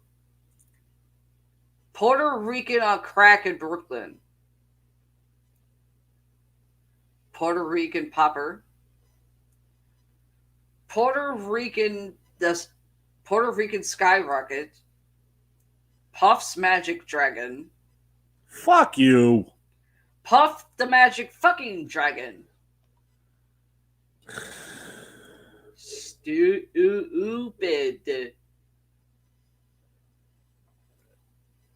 Puffer fish tiki cocktail. That's a Hawaiian drink. Mm-hmm. Pulling cherry bomb. Huh? Pulling cherry bomb. Oh, okay. Pulp Fiction. That's a movie. Pulse cocktail. Pumpkin eater. Pumpkin pie. Yeah. Punaka Latini. Punch. I do that. Mm-hmm. I can't help it, but it's in my sleep. You know that. Panchala Washington Hotel. I wonder if there's such a hotel. I don't know. Punch in the head. That's what I get from the cats. I punched Alex in the head a couple of times. Hmm. Punch in the dick. I get that Alex. from Monkey.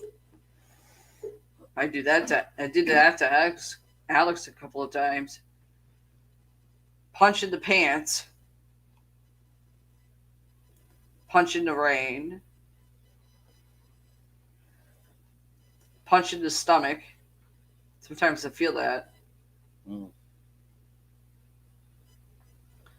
Punhita. Pure ecstasy. Innuendo. Pure pink. Pure pleasure. Innuendo. The fuck was that? I think that was your chair snapping. I didn't even move. Let's hope we caught it on video or audio. Pure white evil. I want to say up north, Could but I think that's more you. be a combination of both. Then that would be scary, and I would be in trouble. Purple Alaskan thunderfuck. Barney the dinosaur and Baby Purple- Bop. Purple bang up. Barney the Purple- dinosaur and BJ. Purple cactus. Ouch! Purple Kool-Aid. You. Purple cow.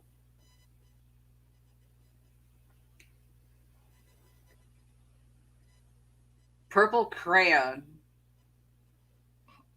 Purple devil. That's not too bad of a drink. Purple donkey punch. Me honk. Purple dragon. Could be such a thing. Mm-hmm. Purple elastic thunderfuck.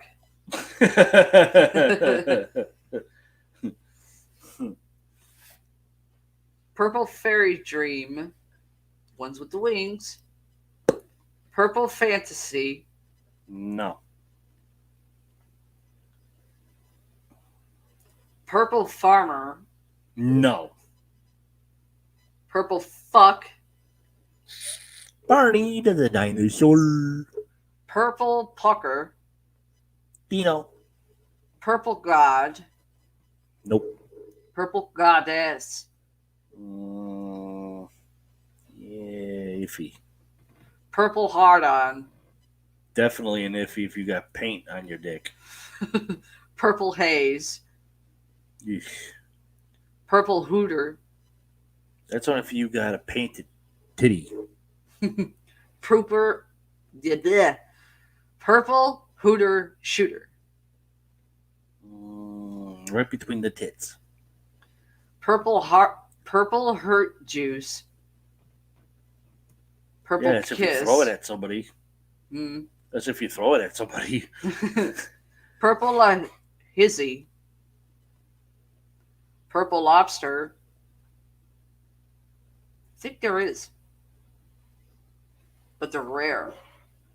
Purple love. Purple magic. Could be considered paranormal. Use of witchcraft, magic, stuff like that. Purple Mexican. Purple motherfucker. Well, Alex was that a couple of times.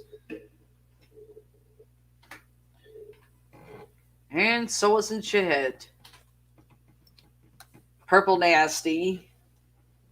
Actually, yes, there is. I figured that. There is a purple lobster. It's extremely rare. Extremely. And according to this was on local10.com's website of the lobster. There's even one that's called Black Light Glowing Purple Lobster, which is also extremely, extremely rare as well. And also Nike skateboard shoes. You fucking kidding me? Purple Nurple. That's called a fucking titty twister. Purple Orgasm. Innuendo. That's debatable. Purple Panty Dropper. Innuendo. Purple Passion Jiggle Shots. Try saying that 3 Rejected times. version of a Jello shot. Yep. Ah, Purple Peach. never seen one. Purple Pecker Spit. In the fuck? Purple D Dinker. Purple Dick. That's when you have paint or you spray paint it. Purple People Eater. That's a good song. Purple Peril. Purple Hypnotic. Purple Princess. Purple Problem Solver. No. Purple Pushover. No. Purple Rain. Prince. Good song. Purple Rain Shot. Drink after that. Purple Russian Gonzo. Trying to get through these, my mouth is starting to go. Bleh. Ugh. Purple Shrewd. Purple Sour Banana. Purple Squirrel.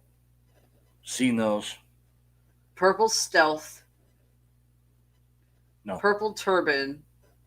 Yep. Purple Turtle.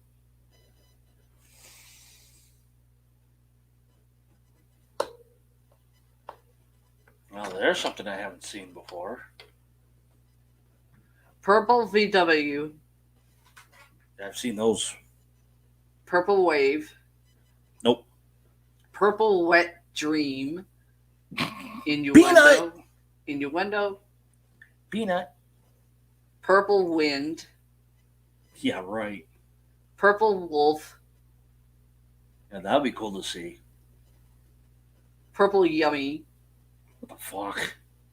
Push Up. Pushkin's Milkshake.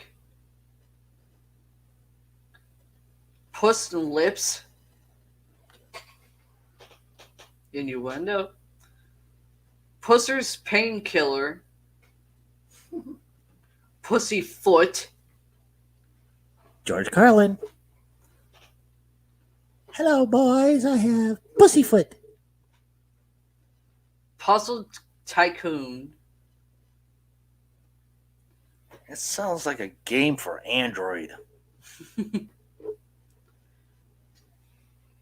Squeeze a Punch. Brain is Creeding. Pyro.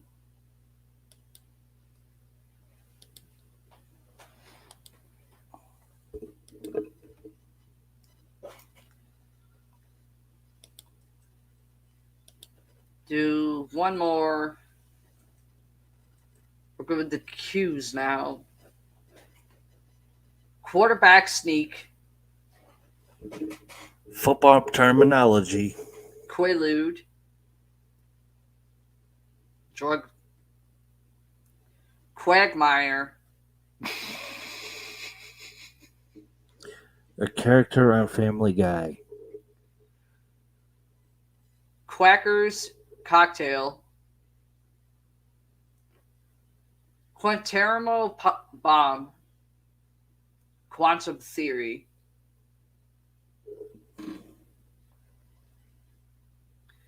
Quarterdeck Cocktail.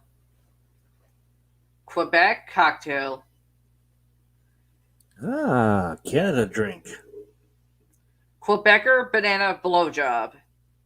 I Innuendo. still find that one iffy. The fact that it is a Canadian drink. Queen Bee.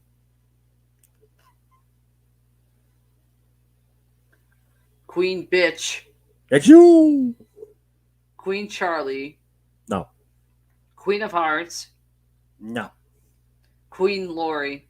Oh, there it is. Same spelling? Yep. See, I called it. Queen of Scots. Queen Soda. What?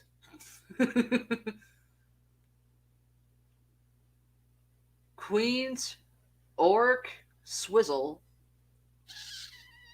She got about to be one ugly bitch. Queenie Teeny. Quick Decision. Quick Fix. Quick Fox. Quick Fuck. Wham bam, thank you, ma'am. Innuendo. Quick Puck. Quick what? Quick Puck. Oh. Puck is in, something that goes on the ice and you hit it with a stick. Oh, a hockey term. Quick Sex on the Beach. Innuendo. Quick Slammer.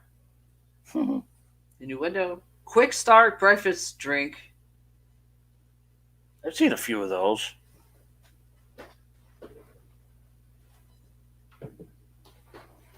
Quick Thrill.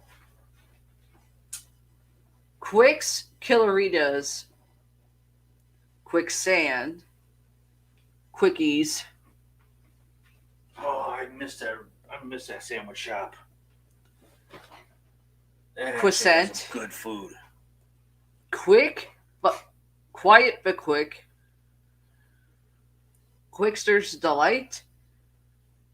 Quilt Lifter.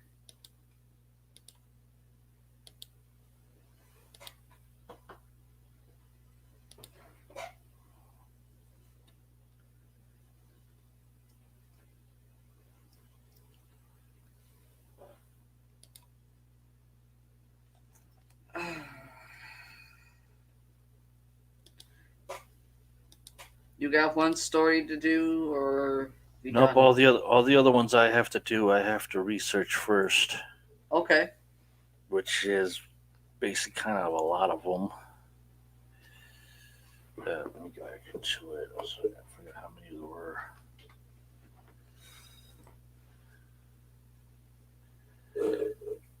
One, two, three, four, five, six. Yeah, I got 6 to do for researching before I can actually put them on the show, Okay. which is in the Gmail account. And then the one that you sent me earlier today, which I didn't know about, Yeah. I got to research that one. So that'll be 7 I have to research Okay. thoroughly. But yeah, that's about it. Mhm. A lot of researching to do for certain stories and everything. Plus, I got to put stuff on our website. I got to put stuff up on the phone board, things like that. Should be fun. Yeah, should be. Plus, I still have the audio review of 62, and then I'm going to have the audio review of 63. Then I got to work on the intro for 64, which is going to be fun. And then I got my other side I got to try to get going sooner or later. I'm still trying to work on the intro for that, and I'm still not coming out right, but I'm getting there and everything. So, yeah, I got a lot on my plate. Plus, let alone, like I said during this opening the show, I have my surgery date coming up, which is basically the day before the end of this month. And that's going to be fun. Yeah. Paralore is going to have to walk me home and walk me up the stairs, walk me to the bed, and lay me down. Yep. And do everything that I normally do, which is going to be bonkers for her, but she's going to have to do it, I'll do it. whether she Okay. likes it or not. And that's even cooking dinner That's fine. for the both of us, which is going to be kind of crazy for her. But hey. And then the next day, running around with our heads cut off. Yeah. That's going to be an adventurous day for me. Less than, I would say, 24 hours later after surgery, I'll be running around again. Yep. Yeah, it should be fun. But, anyways, we'll come back with episode 64. Let me see. Should probably do it next Saturday. No, that's be the 1st of October. Yep. I guess we can. It's not going to give me much time to research the other stories, but I'll probably try to research one. Mm-hmm.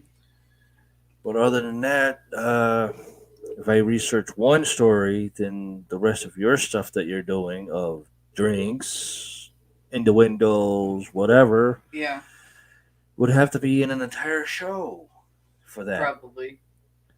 So, yeah, that's what probably 64 will be on October 1st, which is the start of the 31 days of Halloween month. Well, the start of 64, I have to still do the some information that I've found per state, and I'm still on Connecticut. Okay. I could start that off because I'm really gonna find any.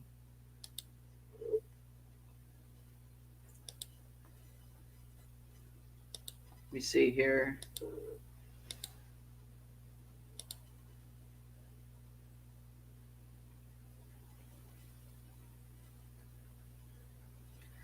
Yeah, I'll have to do it that way. Because I really don't. I mean, I have some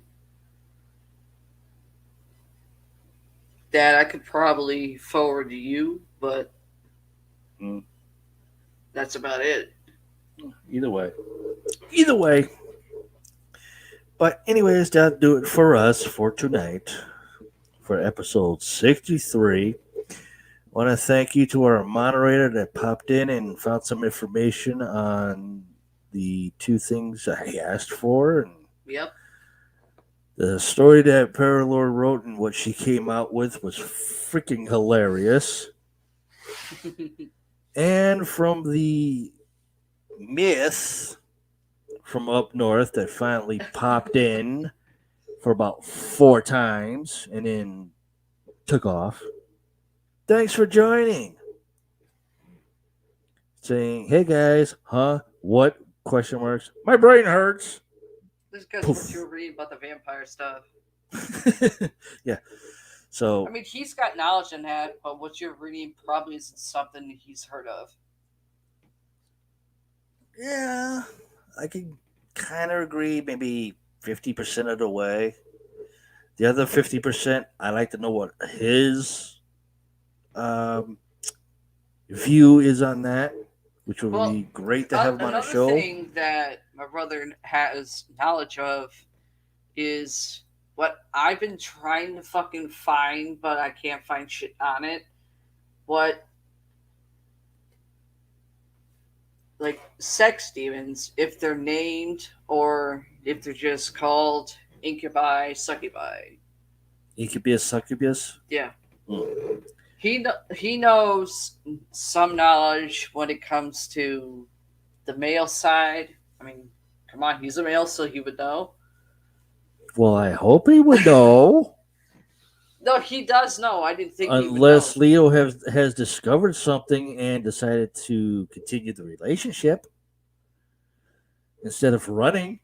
Oh, stop it.